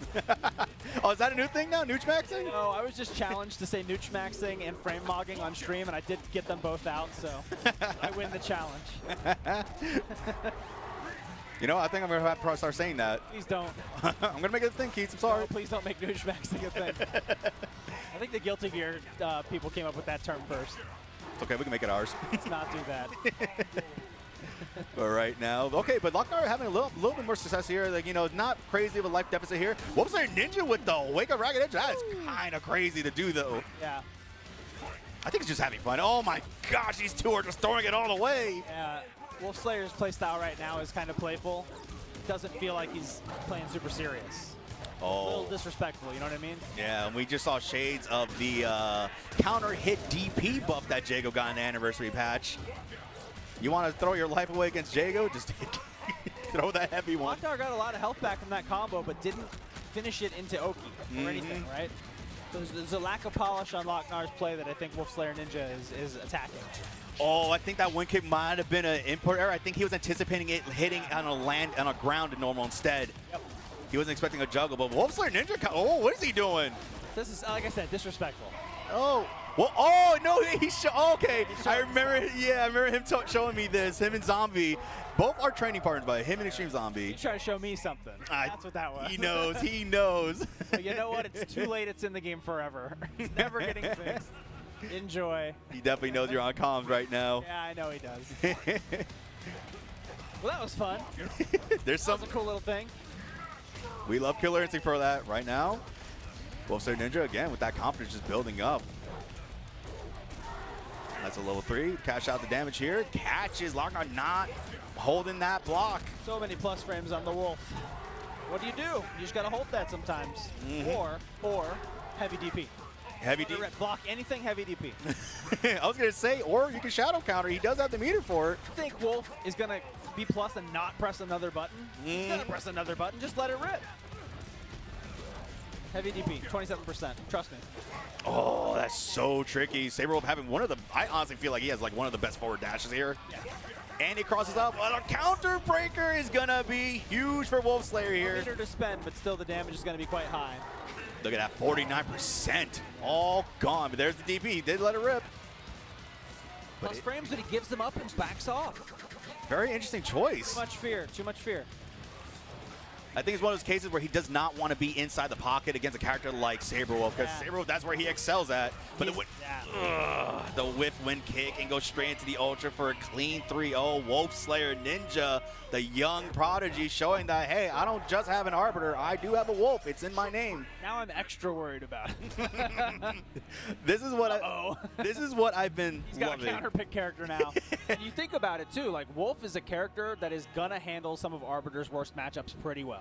That is a good choice. If you're gonna have a pocket character, sometimes you don't want to pick the one you like the best. You want to pick the one that covers your weaknesses, and this is a great choice. Yeah, and that's very true. Like, you know, we do have players who end up being character loyalists, and there's no shame in that. You can be a character loyalist, and, you know, you feel comfortable even against your losing matchups. Yeah. But it doesn't hurt to have pocket characters. We have been seeing this. Like, you know, I'll give an example. Extreme Zombie. Yes, he's won combo breaker before, but as of late, he's also been using Sabrewulf as well on the side, and he also has a TJ combo. Roman is ruining the community. Like, Roman, what are you doing? Everybody thought Sabrewulf was really bad. Roman wins Evo, and now everyone has a pocket Sabrewulf. It's insane. Or the likes of like Alex V, Rash player, but then he has an Arya, but he also has a Glacius and a Jago. Yeah, his Glacius is so good. Oh yeah, it's insane. But like, it doesn't hurt to have pocket characters, like you said, to cover some of those weaknesses that you might be experiencing in certain matchups there. It really just depends on the type of person you are, right? Some people are going to actually have an easier path specializing in one character and overcoming the bad matchups with that character. Some people are going to have an easier time having a flex character and approaching it that way, right? There's no one right answer if you're a player out there trying to figure out if you should have a pocket character or not, because every moment you invest in the pocket character is time you're not investing into the main character. That's very true. That's very true. So there's always a sacrifice to be made there. However you want to approach that, there's no wrong answer. You got to do what you think is going to work best for you. What time can you contribute to it? What feels comfortable, you know? And also, like I've had like some new players who were like very tentative about mixing up certain characters because they too much respect. Exactly, and it also comes down to that they're so accustomed to how they play with their main that they bring those habits to the new character. Yeah, I see that a lot. They end up playing like, oh, I forgot he can't do that, but like it's like wired in my brain that like I'm still playing like. I'll go, oh, I play Rash, but I'm playing Jago, but I'm playing Jago like he's Rash. That's a muscle you can develop like anything. So back when I first started running tournaments in like 1997, you know, I would run lots of brackets at once, and this is like 16 people. That's not a lot of people. But like in one corner of the house, Super Turbo is being played. In another corner of the house, Marvel 2. In another corner of the house, Third Strike. In another corner of the house, King of Fighters 98 or whatever, right? Yep. Well, I guess 98 wasn't even out then, so we're probably playing 96. Early access. You would go over there and be like, I don't even know what to do with my hands. Like, Third Strike throw is both lights, but in Super Turbo it's forward plus heavy or medium. You know, and you just get so confused. But then you just keep doing it. You keep switching games or switching characters constantly, and then you become able to just do that. It's not a problem anymore, right? That doesn't happen to me anymore. I can switch games every 10 minutes. It's not an issue. What if I were to tell you what happened to me on main stage earlier today? I don't know if I don't know if someone caught it. Lay it on me. There was an instance against Zeracool where he did a jumping heavy punch. Yes. And I threw out a medium punch because instinctively I hit both my mediums thinking that I had a parry from Street Fighter 6. Oops. You two seem friendly, by the way. I know. I had to do it for Chron. I did it for Chronicle. Well, now we've got Ovis on stage against Slickarrow. Oh, we're getting the Eyedol mirror. They released us an Eyedol mirror. They want to give us maximum Unga, huh? Oh, this is going to be a very either. Honestly, I don't think it's going to be either. It's going to be a very crazy matchup, Keats. We're in store for something right now. Thanks, bracket runners, for this Eyedol mirror. This will be a rare treat. We didn't talk about it last time, and now's a good time because we got two Eyedol's on the screen. There's some pips at the bottom over the shadow meter that Eyedol can build up, and what happens is the warrior can build up pips that they can't use, but the mage uses those, and then the mage can build up pips that they can't use that the warrior uses, and it allows them to do some interesting things like enhance the magic, do some dash and jump cancels, things like that. Pretty interesting mechanic. Yeah, and that's how you end up seeing a very smart, like Ovis actually makes a great use of those pips. You're going to see instances from Ovis and Slickarrow too. I've been noticing a little bit on both ends here, where they're going to have setups where they'll press a button, going straight to command grab to build up those pips for the other head. And right now, Ovis setting up with the Shadow Meteors. More meteors. Less damage in the corner, but still good. That's building up a pip for the warrior body. Oh my gosh! Recap into wall splat, and he's going to build another pip here. Look at that. That's what you need. More ammo for later. Ovis is a true veteran of KI. Been playing forever, running a lot of our events as well. I saw short little damage here. I do like that Ovis is not he's not afraid of just pumping out damage on some of these like low little damaging combos here. It builds up. It doesn't matter. Like you spend your resources, spend the food, finish the food off your plate. Yep. You don't want to ever lose a match with unspent resources. Exactly there. You might as well spend. And Shadow Meter and stuff builds pretty fast in this game. You can get those pips back. He's got 2 warrior pips now. You can do a run cancel into a jump. Very spooky stuff. No, it doesn't break. Slickarrow. Big ultra. Oh, Slickarrow, I think she got scared right there because she almost went for the 3rd one, but just chooses not to. I think she was expecting Ovis to go for the counter break, which totally respectable. But in those cases, you have to let it rip. You have to go for the risk. What an ugly character. What did you guys do with this character? He had 2 full heads in the original. You guys split his head down the middle for this one. People don't seem to like that outfit. They usually use the alternate one, I've noticed. Or for the retro. Oh, but doesn't he have like the angel and like demon head? That's pretty cool. That's a sick one. I actually like that one. I mean, I like this pumpkin mummy one. Very curious what the idea behind this was. I always wanted one where one head was a nerd and the other was a jock. One's got like a football helmet. That would have been amazing. I would have liked that. That would have made me an Eyedol main. Right now, Slickarrow, I'm noticing she might be a little scared. I'm noticing that she's playing from like a mid to full screen. She's like trying to run away from Ovis as much as she can, even when in warrior body. But it doesn't matter. Look at this. There's less mastery over the normals. Ovis is covering the space in front of him with a lot more precision. Oh, that's going to hit, unfortunately. Slickarrow with the instinct just slowly draining. Is she going to be able to get a chance to use it here? At least a little bit. We got a couple meteors coming in. Some thunder. Yeah, there we go. I don't think she was expecting that to hit because she went for the grab. Oh! Went for the one. So I respect tricky. it. I respect it. Now, Ovis Didn't pay off, but sends a message. Yeah, and Ovis going to utilize this as best as he can here. It's a lot of lightning. Oh, what's set up? No, backs away. Expecting a DP, I think. I love his juggles. His juggles are so clean. You remember the launch version of this character's original jumping heavy? Yeah, I choose. I don't want to. Those are dark. Fair. That was the dark ages. I don't want to think about those times. Oh, Ovis wasn't blocked, but nice break there, instantaneous, and gets the KO here. Ovis showing that he's the dominant idol here in this mirror match right now. It's close, though. But I think right now he's got Slickarrow a little scared because, again, I'm noticing that Slick is just constantly trying to outrun Ovis. But Ovis is like, he's using the run speed from. Well, he's getting the pips. Yeah, that too. Like when he's in Mage, he confirms the lightning into teleport, which gives him the pips for Warrior. And when he's in Warrior, he's spending the pips on run cancels, jump cancels. The mix-ups are paying off every time. Character mastery at its finest. Yep. And there's a pip for the Mage stance. It's going to let you enhance some of the magic. Setting it up for the wall spot for another one. You got to generate these, make the most out of the character. Yeah, and this is one of those cases where, like, if you master the character as much as you can, as you see as Ovis with using the pips and everything, you are opening another door for your character to just start going ham in these situations here. Because look at this, we got 2 pips here. He has the mage body here, and we're gonna start seeing some of those enhanced in this match here. There's enhanced meteors. You get 3 instead of 1. In one of those cases too with And he Meteor. shifted back. Yep. And this is one thing too, what I've noticed is that like a lot of folks, they tend to block high thinking that those meteors are overhead. Not. Enhanced are not, Shadow is not, only regular meteor. Yeah. I'd still stand up. I forgot about that entirely. I remember. Yeah. I've been hit way too much over the years. Look at that, see? That low projectile too, so you got to worry about it. That was an early lockout too. Level 4. That's going to be big boy damage right now into the wall splat. Builds the pip again. Ovis in full control. Oh my. Not even close to losing the first life bar this time like last round. Definitely some better signs of life from Slickarrow last round. Yeah, I think there's one of those cases too, because like mirror matches also is a funny thing to player experiences.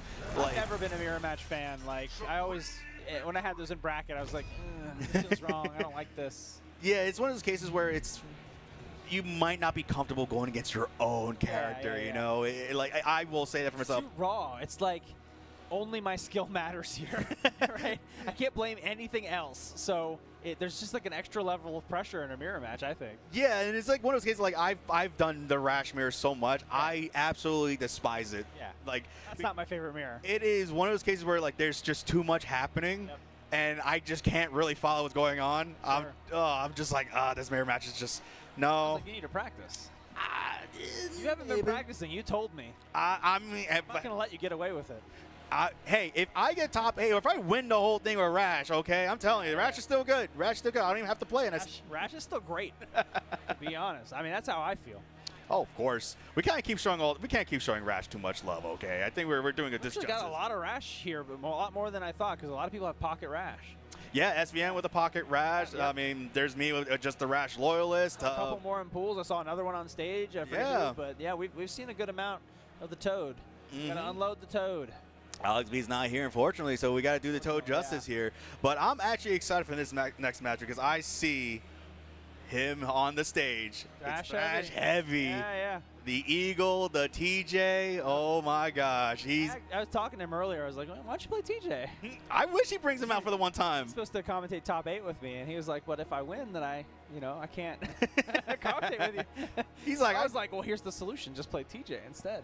Yeah. See what happens." He still might win with TJ though. I know. But Thrash is known as one of our best Eagle players.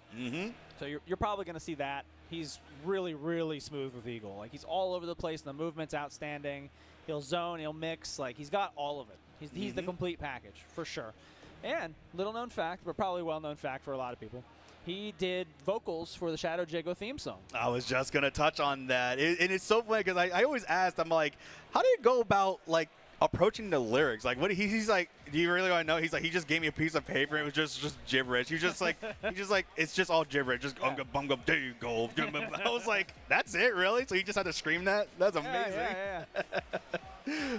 Oh man, but like, I'm actually excited here because Thrashheavy, again, very notable player. He's been with the scene for so long. I remember meeting him back, I think, any scene like 2015, 2016. Again, that's when he was just a TJ player. Around a long time. Yep, and he's definitely one of those players that, like, over the years, you can see the climb in the tournaments and everything like that. He's making top 8s. He's made top 8, I believe, last year, also a combo breaker here with the Eagle pick. And again, just showing just like how you can go from one character to another and then just completely take off on like making these top 8s, just making the finals and everything like that. And we're going to see what his opponent is going to be putting up with, because I believe his opponent is Shockbrawler. Yes. Not familiar, but I'm anxious to see what they're bringing. Oh, is this a brother battle? Are they playing Thunder? Oh. Canonical brother battle. Brother, where did you go? Let's go. All right. Oh, maybe it's just a button check. We never know. We never know. This would be cool to see the Thunder versus the Eagle pick. I think that's a very interesting matchup. Again, there's a lot of characters. This game is so diverse, but there's like so many matches that you don't relatively see a lot nowadays, which is kind of crazy. Yeah. I've been seeing a lot of comments where it's like, oh, Arya, Rash, and oh! Yes, he's doing me justice. He's doing me justice. Oh, and he's got the banjo outfit. Oh no, okay, Disco. Oh, never mind. Oh, yes. Yep. Yes. Why couldn't we get banjo? Indecisive. This is the mix-up. Okay, we're going with the the bone armor. I love this costume. This costume's so good on Rash. This is a cool matchup because Rash can eat projectiles. You can't eat Eagle's arrows once they're in the ground, but while they're in flight, you can eat them. And he has a limited number of arrows, and if you eat them, they never come back. I was going to say that. A lot of people don't know that. They don't know that you lose your arrows. Yeah. That said, Eagle covers a lot of the angles that Rash likes to move in pretty easily. So it can be hard to get started. But on the other hand, the Eagles' anti-air is what I would categorize as dog shit trash. So if you can stay on top of them, Rash can bring the fight in. Yeah, and this is one of those cases where, like, a lot of people, and I slightly agree, you know, Eagle definitely can struggle in this matchup against Rash. This is one of those cases where, like, Eagle can lose this. But right now, this is actually, as I say that, commentator's good. Never mind, he got the break. He got the break. I was going to say. He got it. Bird Bomb out, blocked. Bird is unavailable for quite some time now. Now is your time to go wild. You should not back off. If Eagle does Bird Bomb, you got to go in. Exactly. There's no defense. That was a crazy confirm, but there's a break again. Shockbrawler got a lot of fight in him. These two pixel to pixel, but Thrashheavy closing it out the first round. Swinging on in, blocked.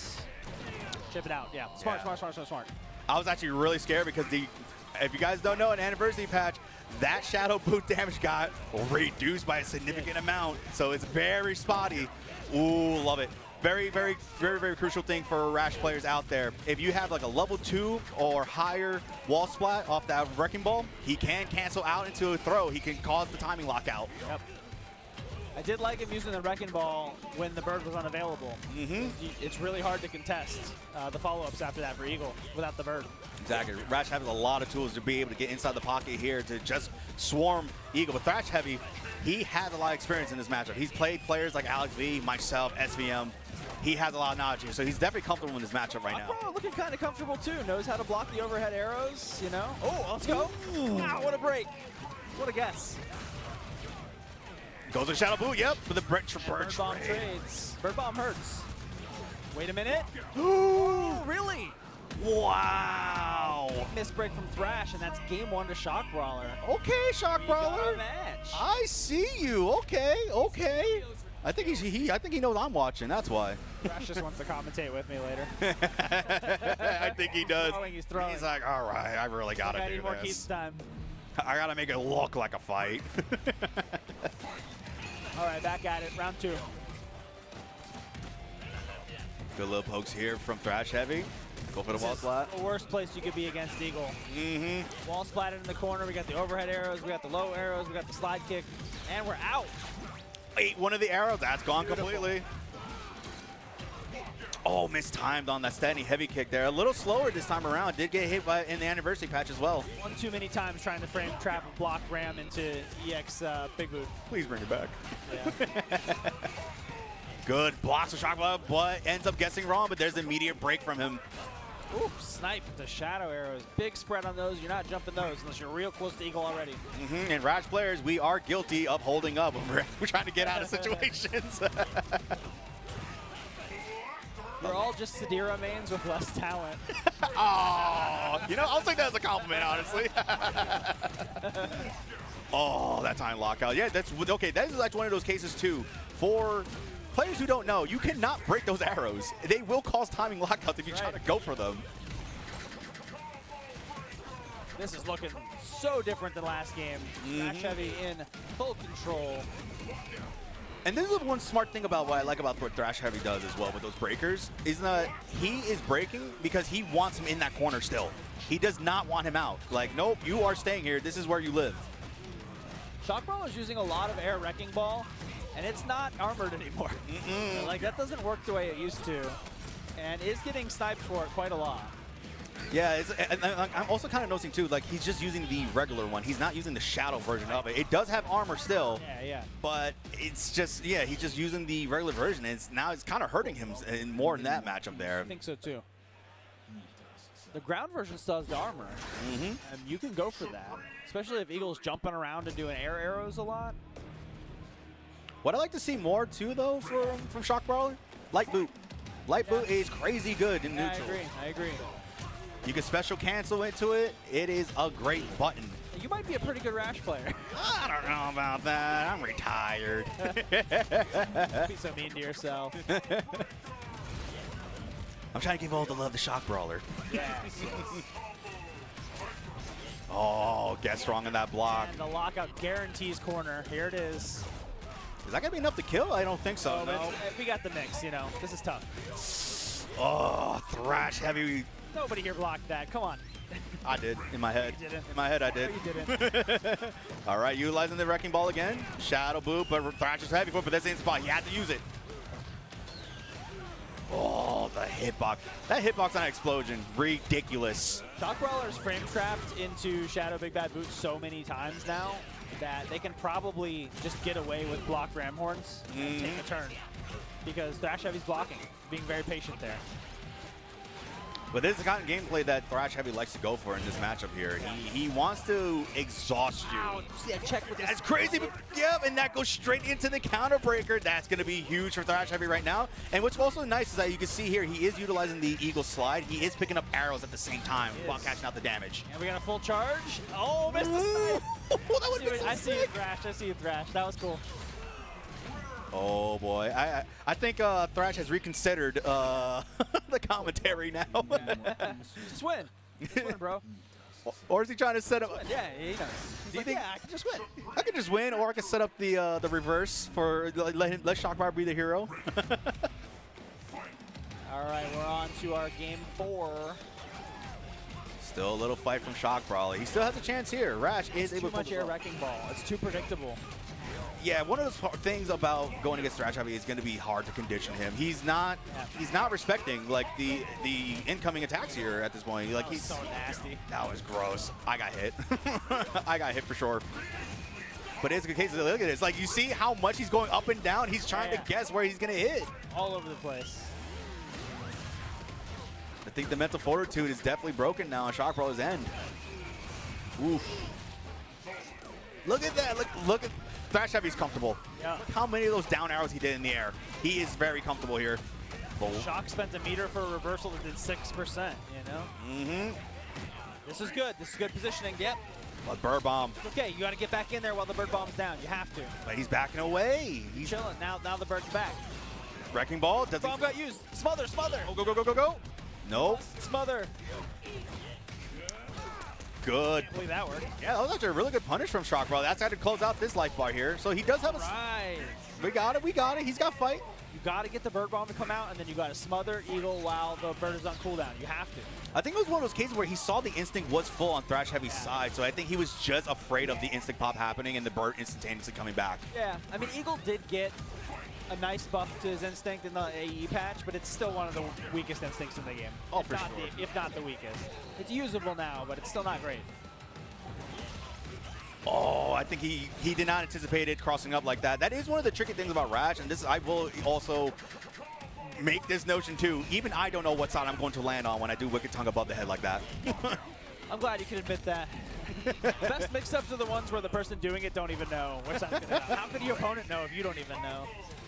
I love stuff like that. Shockbrawler forced the break.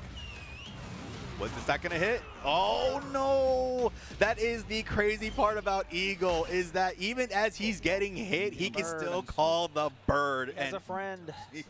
Always gotta be careful when he has that active, and we saw it there. It took the game. Thrashheavy, like, We see you. He's like, well, guess I'm not commentating, boys. This is just the first game, right? And we'll see how far he gets. I don't know where this is in the bracket, actually, but next up, we're going to be seeing another one of my favorite players, Yungtate. Oh, Yungtate, the Maya player? Yes. He's here? Love Yungtate's Maya. Oh, my It's gonna be a gosh. treat, and he's going to be fighting Absolute Zero, so... Ooh, that's going to be a very great matchup, honestly. There's the thing. so. There's the thing about Yungtate, because like, even though we haven't really seen him like online or anything like that, he has been playing other games too. I believe he's been playing Street Fighter 6 a little bit more. And now seeing him come back here, and now he's going to be going up against Absolute Zero. Oof. But don't sleep on him, because his Maya is still sick. Don't sleep at all, in fact. We'll be right back after a word from our sponsors with that great match we were just talking about. Combo Breaker 2026. Stay tuned. Welcome back. Combo Breaker 2026. Killer Instinct. Pool's action continues right now. Aphex, what do we got next? We got the Yungtate against Absolute Zero. going to be great. It's going to be insane. We're definitely going to, I think we're going to be getting the Maya pick. And from what I'm seeing, yes, we are. Yungtate, a Maya prodigy himself. Yes, absolutely true. And we also got Zero, who is the Hisako loyalist. And this is the crazy thing about Tate, is that even though we might have not seen him in such a long time, he is still a threat. Okay. Oh, yeah. He is a monster in bracket, and we're seeing him against Zero right now. We're going to see what this guy can do with Maya, because there is a lot of things that, like, even I have trouble still to this day against Tate. We spoke about this a bit earlier, but Hisako has a parry, single frame, one button, very, very threatening, but it doesn't work against projectiles, right? And Maya can absolutely threaten with meaty projectiles that leave her very plus and let her enforce real mix-ups on Hisako despite the parry. And the neat thing about Maya as well is that she does have a mechanic where she builds up hits for her blades as well. Oh, her lock from Tate. That's all off a parry. An instinct pop into a parry, you lose 46%. Oh, great awareness from Tate holding up on that command grab there. But it doesn't matter. He still gets caught on the wake-up option there. I was going to say, though, with the pips that you're going to see above Maya's shadow bar, she is able to build up pips for her daggers. When I believe when both are full and active, she is able to throw an unblockable projectile that tracks you, nonetheless. Homing, bouncing, unblockable projectile that leads to a nice little tidy juggle. But the only way to build those pips is actually to make people block the daggers, not get hit by them. Which sometimes can be challenging. And if you throw one of those daggers and somebody dodges it like we just saw, that thing's off screen. You got to go get it. Or you have to pop your instinct to call it back. Or you play with one dagger. Hey, I've seen some players do it. We got Frodo, who also is a Maya specialist himself. He actually, I want to know if Tate knows this one tricky thing with that unblockable dagger, actually. Look at this. Projectile offense. There's the homing unblockable. Nice little juggle here. And this is actually also another interesting fact with Maya juggles too. Some of those juggles, like the cartwheel or the dagger ones, they are only character specific. Really? Apparently, yeah. Frodo gave me a whole list breaking down which versions of those juggles he goes for only on certain characters. I had no idea. That's really interesting. Learning I someone wonder new. why certain characters fall out. Now I kind of want to fix it. Oh boy, we're gonna need another patch. Uh-oh. No, I'm not gonna touch it. Nice little tumble here. Oh, that was so tricky there. The suck command grab. I hate that we call it that. Yeah. Oh, doesn't punish on that whiff command grab. Unfortunate from Tate. I think he was more keen on trying to get his dagger back for some reason. It's being really cautious. Just wants to throw projectiles and not risk. There we go. Super patient though. Worked out. Close, right? If you land the projectile, you get one chance break into Ultra. So if you throw out normals, parry, dead, right? Parry into Ultra. So being very careful, very patient. I think that was the right play, and it did work. Yeah, for sure. And then what I like about like Nate's playstyle also, he's not afraid to play if he only has one dagger out. Right. Like, and that also shows signs of a strong player too, what they know what to do in certain situations. Yeah, when you're new on Maya, you feel so uncomfortable without either of the daggers that you'll sacrifice positioning and game plan just to try and get to it. It's never a good idea. Right now, Zero trying to keep this Maya in this corner, because this is where I feel, at least for Hisako, where she's the strongest. Oh, no meaty projectile. Once again, now both daggers out on the field. Boy. This is going to be rough. Daggerless Maya. He has to wait for instinct at this point, but Zero, yes, see, slide switch, good Smart. stuff, guarding them. No backtracking. You will not have these daggers. I love when Maya has to fight Aghanos and he puts up a wall, and the dagger's behind the wall. And you just can't get to it. He has to knock down Aghanos 3 times to break him. What a cool interaction. This game's awesome. Play it, please, everybody. Right now, yeah, okay, see? Nope. Just the cusp right there. Not letting you drag the screen. And see, this is the thing, Zero has the life lead. He can just do this and No just dagger gameplay. force Tate on the offense right now. I think that's what he's trying to do, but he's giving up. Nope. Just enough. Now we're Giving up moving real backwards estate. again. Nice use of those buttons there, but there's the break from Tate. Tate trying so hard. You don't need to now. Now you have the instinct, right? That's why you might as well fight it out. You'll get the instinct if you're fighting it out. It's not working, and then you can just call them back. You might as well just attack. Exactly right now, and this is where Tate is gonna go ham. And this is the crazy thing about Maya is that like she can confirm from full screen on a lot of those dagger jumps. Can. Wow, big parry. And in the combo early, it's going to be enough. No, good stuff from Zero. Yeah, no, just finish the plate. Don't extend it. Don't give him a chance to break. That's the right move. We've seen a lot today of players leaving their opponent with a pixel or two, not getting the chip damage, not finishing the life bar, and then that coming back to haunt the hell out of them. Exactly. Ends up biting them in the rear afterwards, but right now there's Zero again with another command grab. Keeping Tate in the corner, but Tate just holding up. Got to get out of there. Wow, instant level 3. This character just builds up damage like nothing. Yeah, she's strong. It's because she's from hell. You know what? That is a... You know what? That makes a lot of sense. Have you ever met anyone from hell who does low damage? I haven't. Rash. Rash is from hell? Maybe at this point. At this point, yes, he is. Oh. Nice shot. Had to spin One shot you can't miss because of toning. Yeah, there was the little tidbit that I mentioned that Maya has, and this was something that Frodo has shared. He actually did this at Evo. He has a setup where he'll throw the unblockable daggers, and he will roll off screen, and he ends up still tracking from off screen and will hit the opponent still. That sounds fun. Maya's cool. She's got a lot of stuff you can learn and do. Look at these juggles here. Yep. And these are very, very, very tricky juggles here, especially when it's a corner. It makes it much harder to try to realize what strength they're using. But it's not enough. Ties in one. 0 on the board, one apiece. This is actually really, really great stuff. I love that. If you're Yungtate right now, you're like, ah, man, I didn't even get the pop instinct the second time. All of my projectile nonsense was totally working, you know? And it was actually kind of crazy too, because like definitely at the beginning was that Zero, I think, was really what helped him a lot was the fact that he locked out Tate from those daggers very early on. Yes. Took the life lead, hung back. I don't have to work here at this point. Early and often, the daggers are very threatening. Mm-hmm. And then he had to force Tate to use the instinct. This is so rough right now. That's the thing that's really difficult about going against a good switch, brilliant. I was about to ask if he's got that, but yes, he does. Hard knockdown with the sweep. Uh-huh. A lot of PD built up. A quick opening into a quick ender here could really hurt. Mm-hmm. Almost got enough pips for this big homing unblockable. Yeah, Tate playing a lot more calm here. Trying to keep the spacing here, and that's like the one thing I was gonna say was that that's kind of like a threat for Hisako, that she can just control those mid-screen here. Yeah. Great long normals. But Tate, honestly, not afraid of standing in that zone.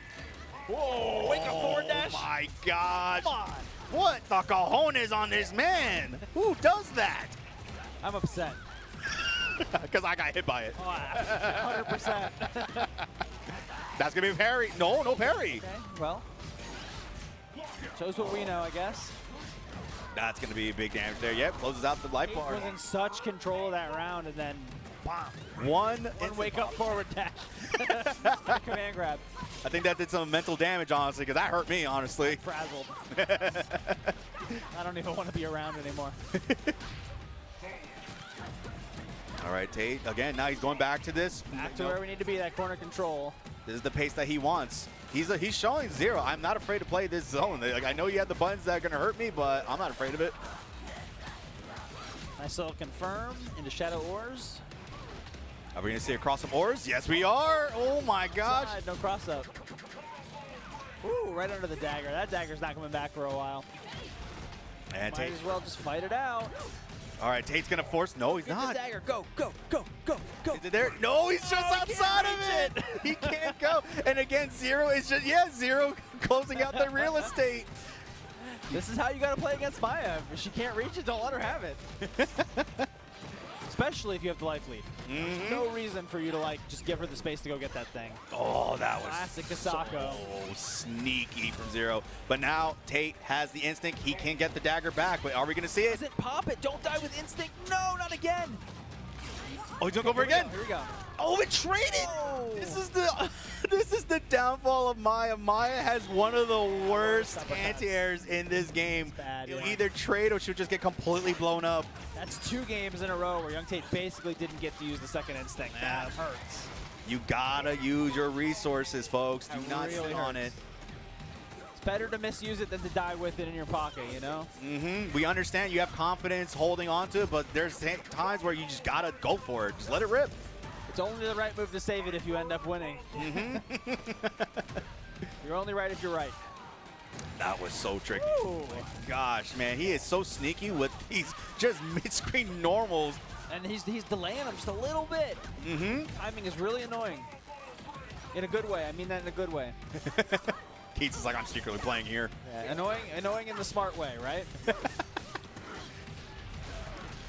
I love these juggles. I love watching Maya juggles.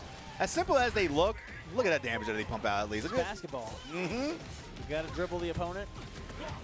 Oh, still a level 1 ender, unfortunately. Only 15% for that. Ooh, let's let it rip. Max distance. And uses the shadow to close out. Yep. Smart thing from Zero here. All right, we're going to see what Nate does. Nate has both active daggers. Ooh. Okay, that was interesting choice. Are we going to see stagger combos? He's on instinct here. We are going to see a loss of life bar is what we're going to see. Yungtate keeping it competitive. I need Zero to bust out the stagger combos for the one time. That's the one neat thing about her. I did see somebody do them earlier. It might have been him. Just one time. We were saying something else over top of it, but we saw some of them. They are cool. Yep. Hisako, when she's in instinct, she could just go full on stagger combos. Yeah, it's like a custom combo from old Street Fighter games, but slow. Yeah. The stagger is insane. Everything combos into everything, but slow. Real slow. One thing we haven't even seen yet either is the with him having full wrap. That was crazy. Sneak under with the crouch M. I love it. Love the awareness, honestly. Zero definitely very comfortable here. Hit confirms really on point as well. I think he conditioned Tate at this point. Zero's looking good. Didn't go to the ultra. It's over. Wait a minute, maybe? It's over. It's over. Yeah, forgot the extra hit there. Zero. Yep. Wow, 3-1 over Yungtate, but Yungtate didn't go down without a fight, honestly. This is what I was telling you. Like, even though like we don't see much of Tate, you see like didn't even matter the score. It wasn't a complete shutout. No, totally. He was holding his own in every situation. He was trying to play in his play style, and it did work at some instances, but Zero just able to capitalize. We saw it there. Oh, wake up forward dash to command grab, which is insane. Who does stuff like that? When you first pick up Hisako, if you're trying to get into the game and you think the character's cool, you're going to vomit when you see how slow she walks. Like, it's horrible. You have to learn when to dash. You have to, and just watch Absolute Zero play, and you can start to get an idea of like, oh, I can sneak it in there. Oh, I could do that there, right? Thread the needle. Experiment. Exactly. Thread the needle. Find those moments. So many moments where a really surprising forward dash from Hisako makes the character suddenly feel very fast, even though she's ordinarily very slow. Yeah, and I think just the one thing that we have to ask, we just got to get rid of that VFX. Stop picking that color, Zero. Yeah, I agree, Zero. It's scumbaggery for you to pick those VFX on the character. I'm really disappointed in you, and do better. Man said do better. Yeah. Oh my gosh, but I'm actually excited for this one here. We got Ovis and we got Wolfslayerninja. So this is what I'm intrigued now that we saw the Sabrewulf pick from what's gonna happen Wolfslayer. here? This is Ovis. So right. Is he going to test the waters by picking game 1 to see how he feels with the Wolf against Eyedol pick, or is he just going to go straight up Arbiter? Let me pick my main. Let me not risk and give up games like that. Because even though this is a situation where it is 3 out of 5 sets, you do have some wiggle room to maybe test out something. Yeah. But you don't want to put yourself at a deficit where it's like, all right, I won the 3rd game, but I'm like 0-2, and now I'm locked in for the remaining of the set on that character. Yeah, that can be tricky, but you can also break your opponent's focus sometimes by playing an alternate character at the beginning and then switching, because now they have to think about 2 matchups, and they can overload themselves a little bit. Like, it's not all negatives to do that. What do you think about those matchups, though? Like, if Ovis is going to play Eyedol. We know that, right? Sure. So now that we know Wolfslayerninja has an Arbiter and or maybe he's going to play Riptor. Oh my God, I got to stop talking. I forgot about that too. Ovis, equation changing in real time. Ovis does have a Riptor as well. Yes, I knew that too. Yeah, so this is going to be one of his cases again. So he has an answer on the fallback. Right. But if it did come down to Arbiter versus Eyedol, I think, honestly... What do you think is better? Is it better to run Arbiter or Wolf against... it doesn't even matter. Why are we talking about this? He's not playing Eyedol. He's playing Riptor. I mean, it's tough to be as wide as Riptor is and deal with a button like Arbiter's jump medium kick, which is one of the fattest cross-ups in the game. So true. It could be really ambiguous. And that is the unfortunate thing with that plasma grenade. It is going to cause a recap and a stagger on both ends there. Ooh, just got to be careful. I'm wondering if they did a blind pick or if Ovis prefers this matchup against Arbiter over the Eyedol pick. I think he had a feeling the Arbiter was going to come out from Wolfslayer because, again, this is one of those cases where it is a high risk, especially this late into the bracket. Yeah. You know, you do not want to give away by picking maybe a character that does better. I just want to know more about what they're thinking. Wish I could just go up there and talk to them. Please pick Eyedol. I'm your conscience. Oh, sneaky overhead from Arbiter here. Wolfslayer is going to spend the bar, cash out that damage to level 3. It always gets me when people call a sneaky overhead from Arbiter. I'm like, those are the least sneaky overheads in the game. That's all this character does. Well, what have I told you? I got hit by that still. I know, I get hit too, but they're not sneaky. It's a sneaky low on Arbiter. True. Oh, the jumping heavy punch. Right now, Wolfslayerninja just such strong command here. He's got Overshield active. He's making Ovis just having to work more to get inside on him. Oh, here we go. Stance stuff. We've got the pressure going. I love the shimmy. Love it too. What else we got? The shimmy again. Ooh. Bait and activate. Incredibly obvious overhead.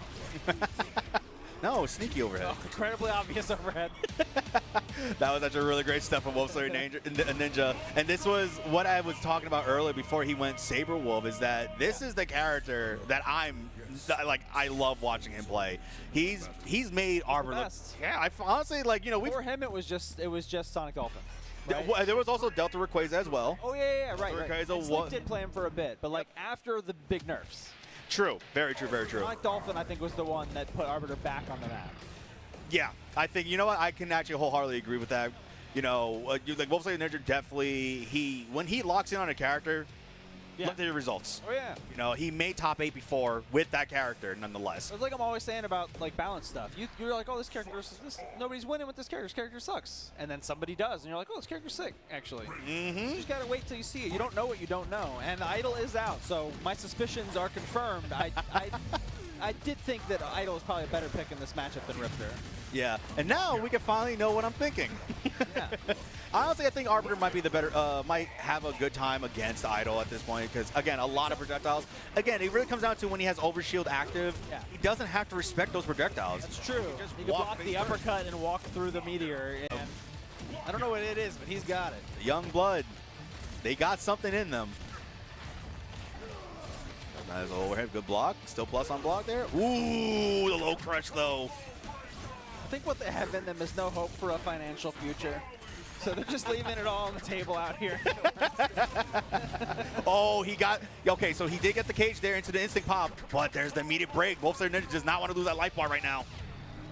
He is trying to chip him out. The shadow counter.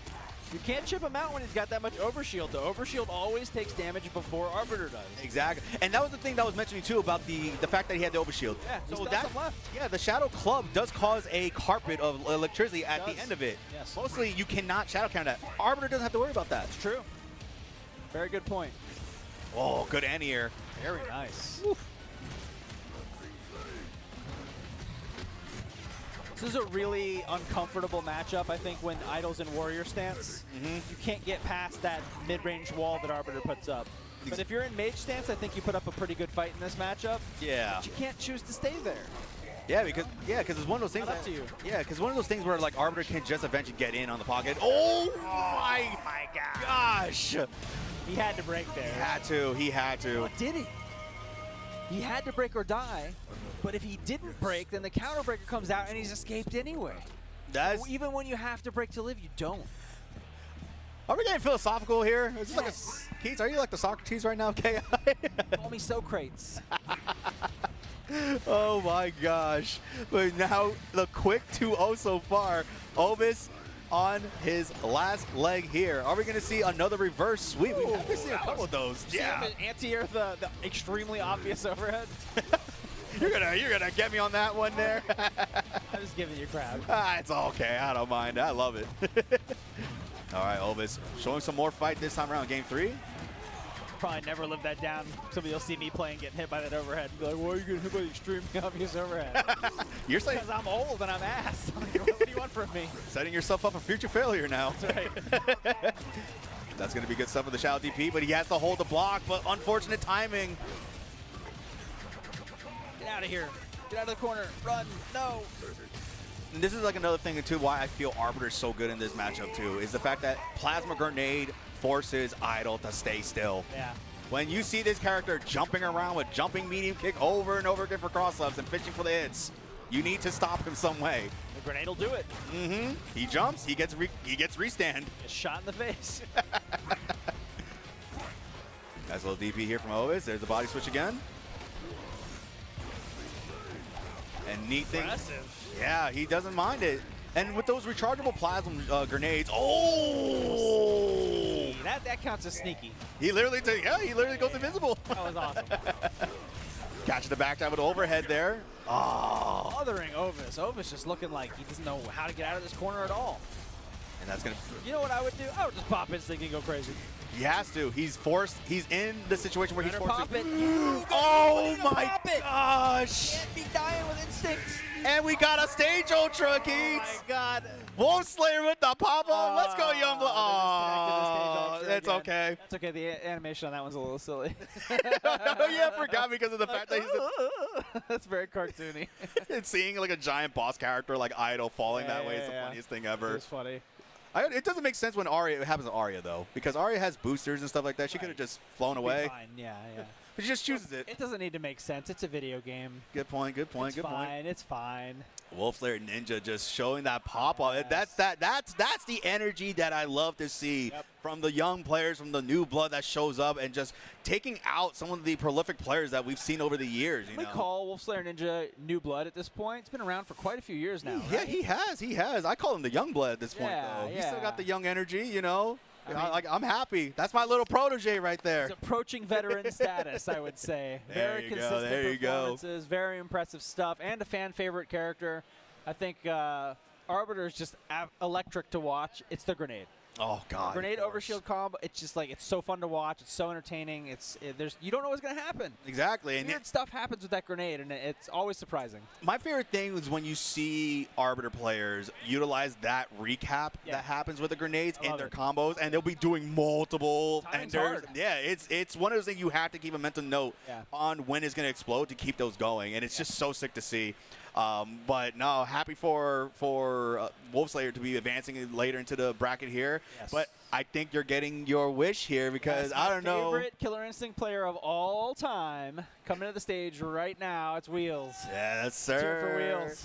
We love Wheels. And he's going to be going against Absolute Zero. It's going to be a tough match. Oh, yeah. So this is the neat thing about Wheels, too, is that he is also one of those players who has multiple characters in his pocket. He's one of the best players with at least 7 characters. Yep. And he was also a part of one of the craziest moments in Combo Breaker history when he full screen forward dash a Sabrewulf to catch Valoraxe in the air with the Shadow Racket edge for a win. Yeah. Valoraxe is here too. We could see a rematch if we're lucky. Oh, that would be crazy if there was a grand final.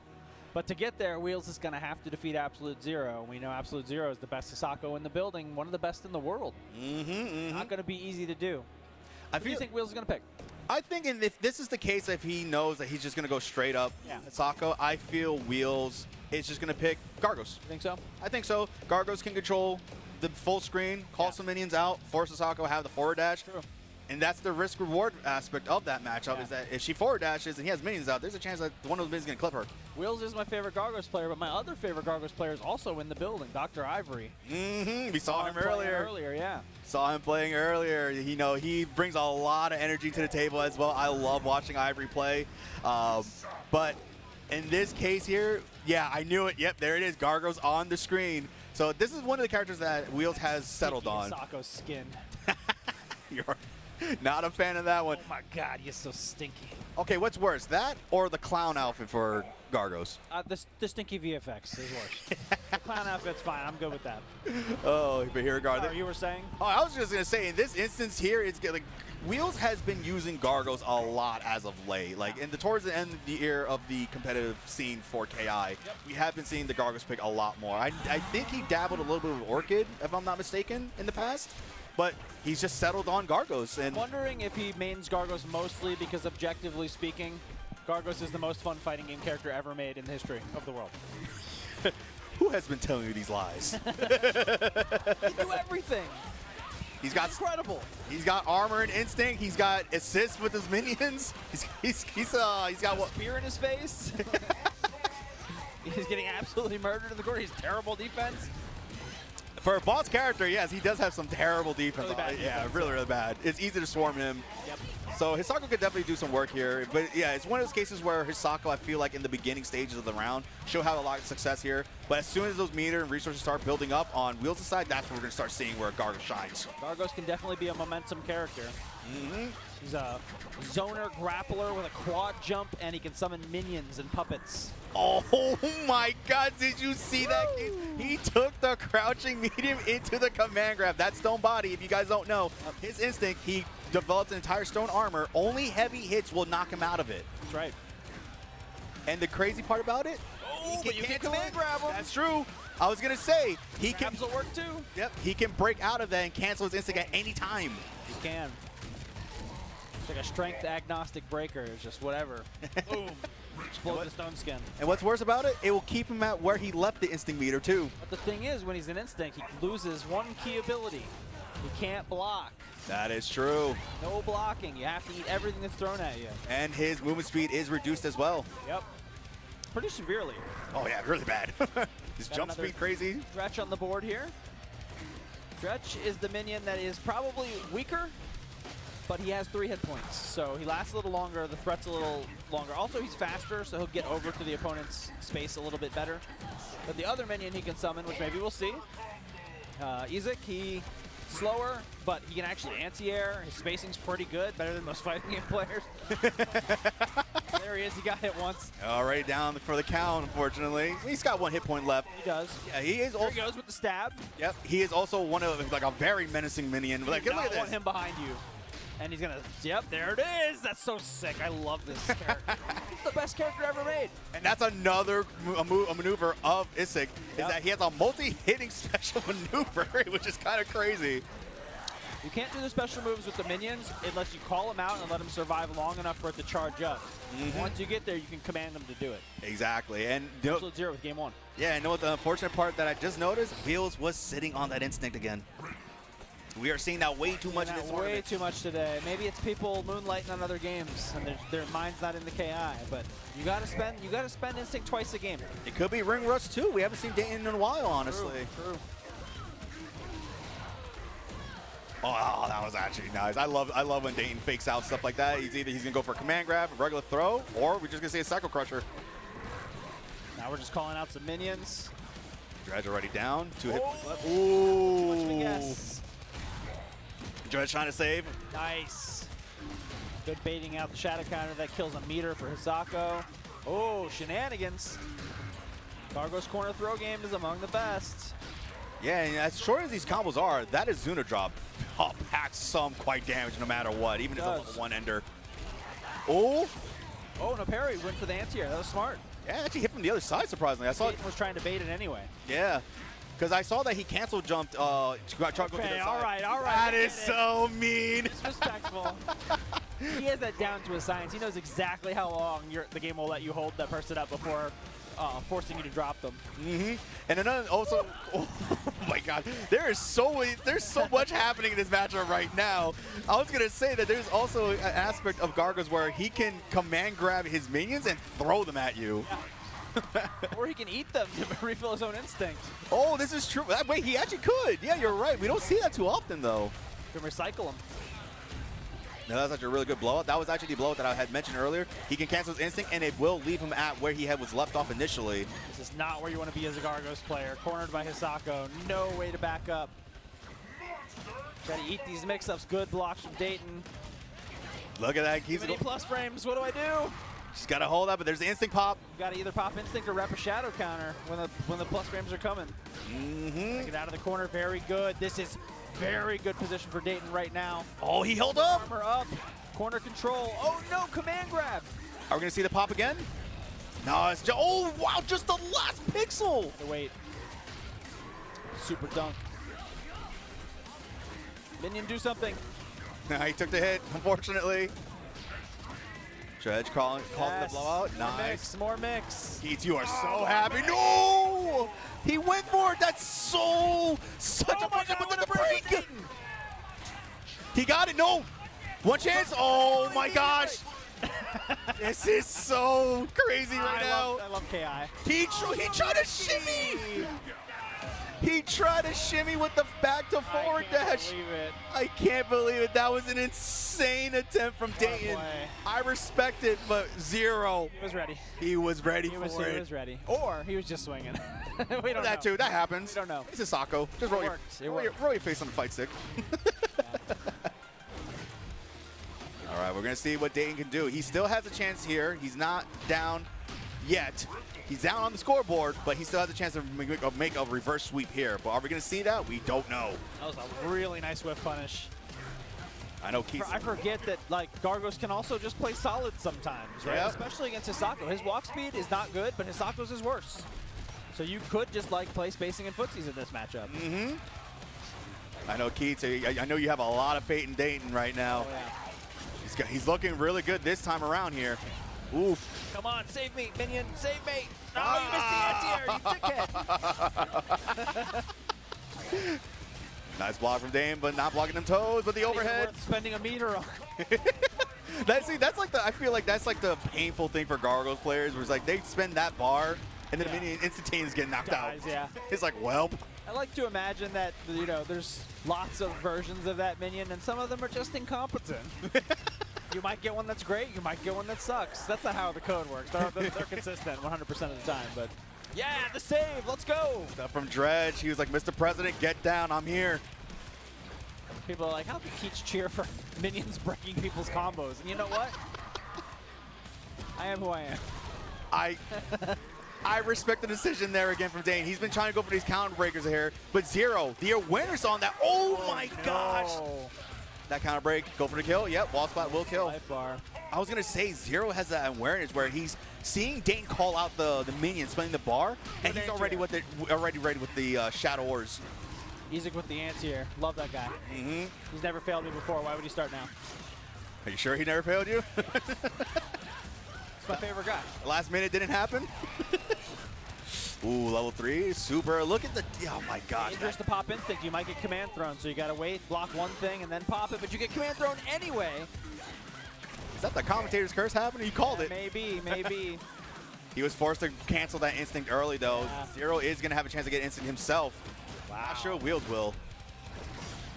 Oh my goodness, where's the needle? Good shadow counter. You do not have to wait for all 5 hits. You can do so very early on in that Rucka. Those are away, but no meter to call a minion, so just dashes up, gets no offense. Not a great move. Yeah, this is Oh my goodness. Stare down. These two are crazy right now. Dayton getting clipped again, though, back in the corner. Gets the break, though. Good awareness on that timing from Dayton. Yeah, Hisako sitting on instinct, though. Very scary. Wow, good challenge. Let's go, Dayton. Oh, no! And throw, beating the regular throw. Zero is so ready for the reset attempt. That might be it, though, if he spins the bar. Yes, it is. 3-0, Absolute Zero takes Dayton out. Wheels is headed down to the losers bracket. Oh, my gosh. Wheels, our hero. He could have gotten rid of these stinky lines. Yes, we need to get rid of the stinky lines. It's an abomination. Oh, man. But we always love to see Wheels play no matter what. We do. Does not matter the results. He held his own there. Showing what Gargos can do, honestly. Like, you know, I feel like he is like the epitome of, like, if you're trying to learn Gargos, look up Wheels footage. Yeah, look Like, up always Wheels, look up Dr. Ivory. You're gonna see some stuff. Oh, Serious stuff. some crazy stuff there. But Yeah. now Zero, like, he is honestly playing out of his mind. Like, this is the best I have seen Zero play. Yeah. Like, it is crazy. Like, I've seen him play in onlines and everything. You know, there have been instances where, like, you know, he'll beat one player, and then like when it came to like a veteran player or like well-known player, he ends up crumbling there. It ends up happening, like nerves and everything happening. Yes, crumbling. I'm using big words here, okay? Wow. He's But dissolving into in this instance, though, we're seeing that he kept his composure against a player like Wheels. Yeah. And instantly. One of the strongest to ever play the game. Exactly. And with the 3-0 just off the rip. Well, maybe Absolute Zero's here to win it this year. Who knows? Who knows? We can see We it. haven't seen a Hisako victory in a while. I'd love to see it. That would be cool, honestly. Strong character. Yeah, we've always seen the traditional Arya wins over and over, especially in the online tournaments, the Ultrafine Atomic Weekly tournaments. We've seen Arya win or more Arya. And then the comments would be like, why is there always an Arya player? It's like, she's really good. She's the boss character. What can you do? Roman took out Kron at EVO last year. Wolf over Arya. With Wolf. Yeah, it's been a long time since Wolf won. It can be done. It can be done. Yep, for sure. But we're actually going to be getting Thrashheavy coming up with Wolfslayerninja. Oh, yeah. Oh, the Prodigy's back. But are we going to see? Maybe he might be able to put Thrash out. Who knows? And get him back on commentary. Yeah. Rash and his dual dream. Oh, my God. Combo breaker or talk on a microphone for 2 hours. I want to win right now. But honestly, I wish it would be really funny to see. But I just want Thrashheavy to bring out the TJ for the one time. I want him to bring it out for the one time. I think TJ's good against Arbiter, personally. Oh, but look at that shirt. Yeah. We're not looking at the controller. We're looking at the shirt, Thrash. Yes. Look at that shirt. Looking good. When are we getting that in KI? I don't know. I'd just like to make more KI, to be honest. One day, I think it'll happen. Cool if the folks at Xbox want to do that. Just call me. No, but this honestly should be an exciting matchup. I think this is going to be one of those cases where we're just going to see straight up Eagle versus Arbiter again. It is going to come down to what I had shared earlier about the Eyedol versus Arbiter pick. Arbiter not having to respect projectiles at all. Yeah. If you guys are not understanding what I mean by that is that Arbiter has an overshield. Yeah. As you will see in Halo. It's a Halo word. Yeah, Fighting a Halo word. Don't know what that is. What's an overshield? Basically, the overshield is like, what I think is like an additional 7 or plus 8% on top of his HP that he can call out using meter. I thought it was 6, but it's a non-insignificant amount of free health. Basically, yeah. And what makes it neat, I'm going to use that very loosely because I hate going against it. What makes it really nifty? It makes him nifty is that he literally cannot be hit out of it by projectiles. He can literally just hold forward and just eat it to the face, and he can press a button out of that. So any damage he takes goes to the overshield first. Exactly. So if you've got 100 overshield and you take 120 damage, you lose 100 overshield and you lose 20 damage. Easy. The math is mathing, folks. Right. But if that hit is a projectile, you still take the damage like normal, but you don't go into a reaction. No hit stun. You can walk through it like it didn't happen.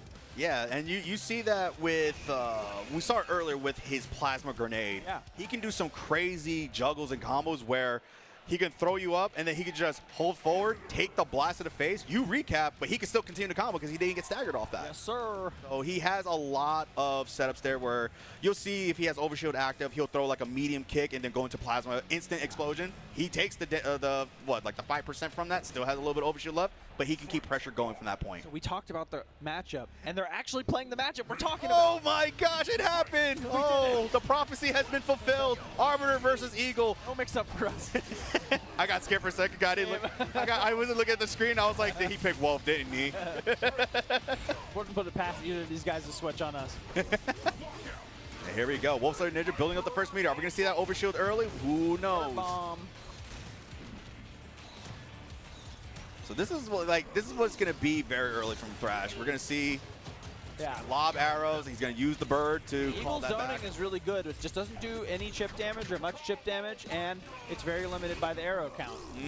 Well, you have a similar situation on Arbiter. We have a limited amount of ammo. Arbiter's ammo cannot be reloaded or replenished. You got what you got. Exactly. At least with Eagle, after you fire those arrows, you can go get them or send the bird to go get them. Yeah, now we're seeing signs of what I had mentioned about the plasma grenade. See, he was able to throw it. He's walking through the streets. He doesn't care. Yeah. It's just like no damage, too. You can just tank those. And look at that. He took the no damage, essentially, and look at that. Got the KO off the rip. Wolfslayerninja showing what Arbiter can do in these cases. So who knows?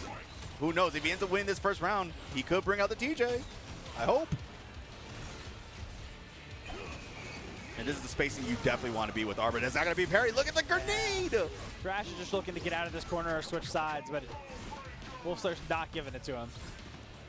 See, he just backs off. Like, he's in this space where Eagle is not effective and Arbiter is. And that's what you got to understand. You don't, just because you have corner doesn't mean you press on them. Exactly. You don't need to be chest to chest. Back off a little bit. Play the spacing because they can't walk backwards anymore. They can't change it. Exactly. You get to decide what the spacing is. Yeah, and also with that spacing too, is that one of those cases where if you get, if then I'm trying to jump out, you have enough space to get the anti-air from that point That's too. exactly right. So you can threaten overheads. You can threaten the occasional low. You can swing your blade and build meter for yourself to build more free health with the overshield. And then when they jump, bam, knock them out of the air. That's exactly here. And look at this again. Look at it. He walked back from corner to corner now, and he's in the corner again. Oh, didn't get the juggle there. I don't think he was looking for it. I think he was looking to use that as a dash and move in. Oh, as a gap closer. As soon as he Okay. got up, he grabbed him. I think that was intentional movement. Might be a frame kill. Okay. Yeah. I see you, Wolfslayer. You're surprising me more and more each day. Okay. But look at that. That was honestly, I feel like that was a very convincing first really game was. from Wolfslayer. But Thrash choosing to opt in on the Eagle pick here. Thrash determined to become a commentator. I think he knows. Oh, that was so sick. Oh, Yes, I love the bird fling. It's an interesting air movement from Eagle.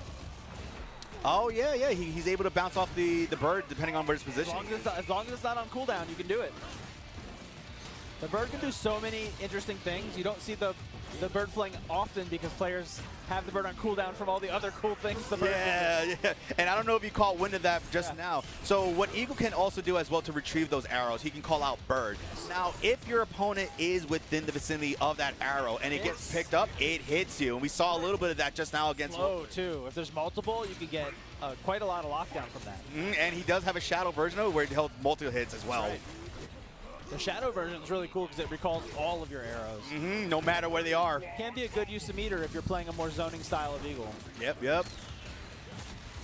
That's a really crazy command grab. That's actually what I'm noticing that Wolfslayer's throwing out a little bit more here is the command grabs, just little by little. Yeah. He's not overusing it, but he's throwing it out at just like these random moments. Oh my gosh, Thrashheavy looking strong here this Just time brought around. in a bunch of arrows for him too. Oh my god, smothering offense. Whoa! Oh my lord, he actually dashed right into that one.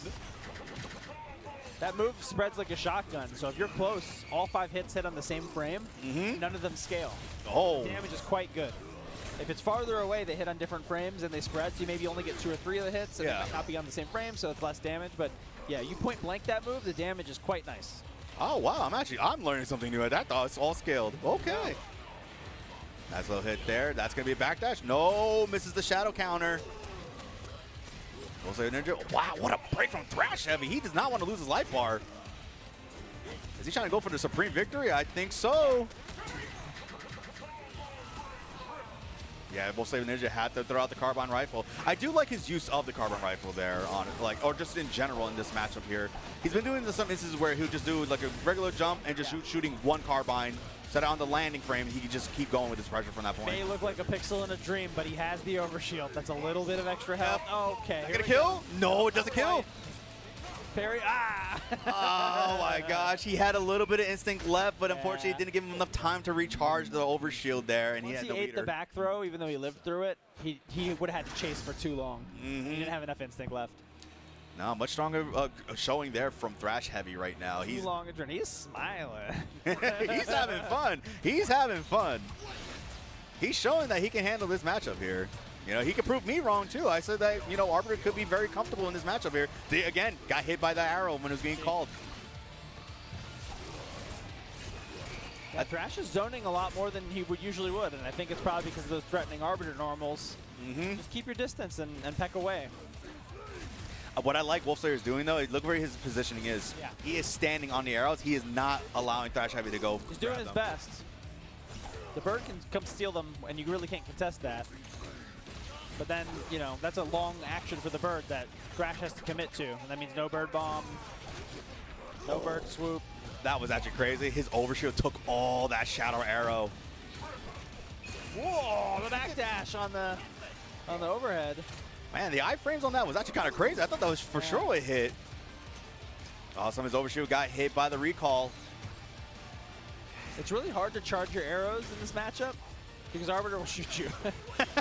That is very true. But when Arbiter's getting low on ammo, he might not. He's actually spent a lot of ammo for us still being on the first health bar, right? Yeah, I believe He has like 5 shots left, 6 shots. Yeah, so he has to make use of them. He has to be very tentative about using them now. So that means Thrashheavy can change the zoning aspect of the matchup and actually charge up the arrows more often.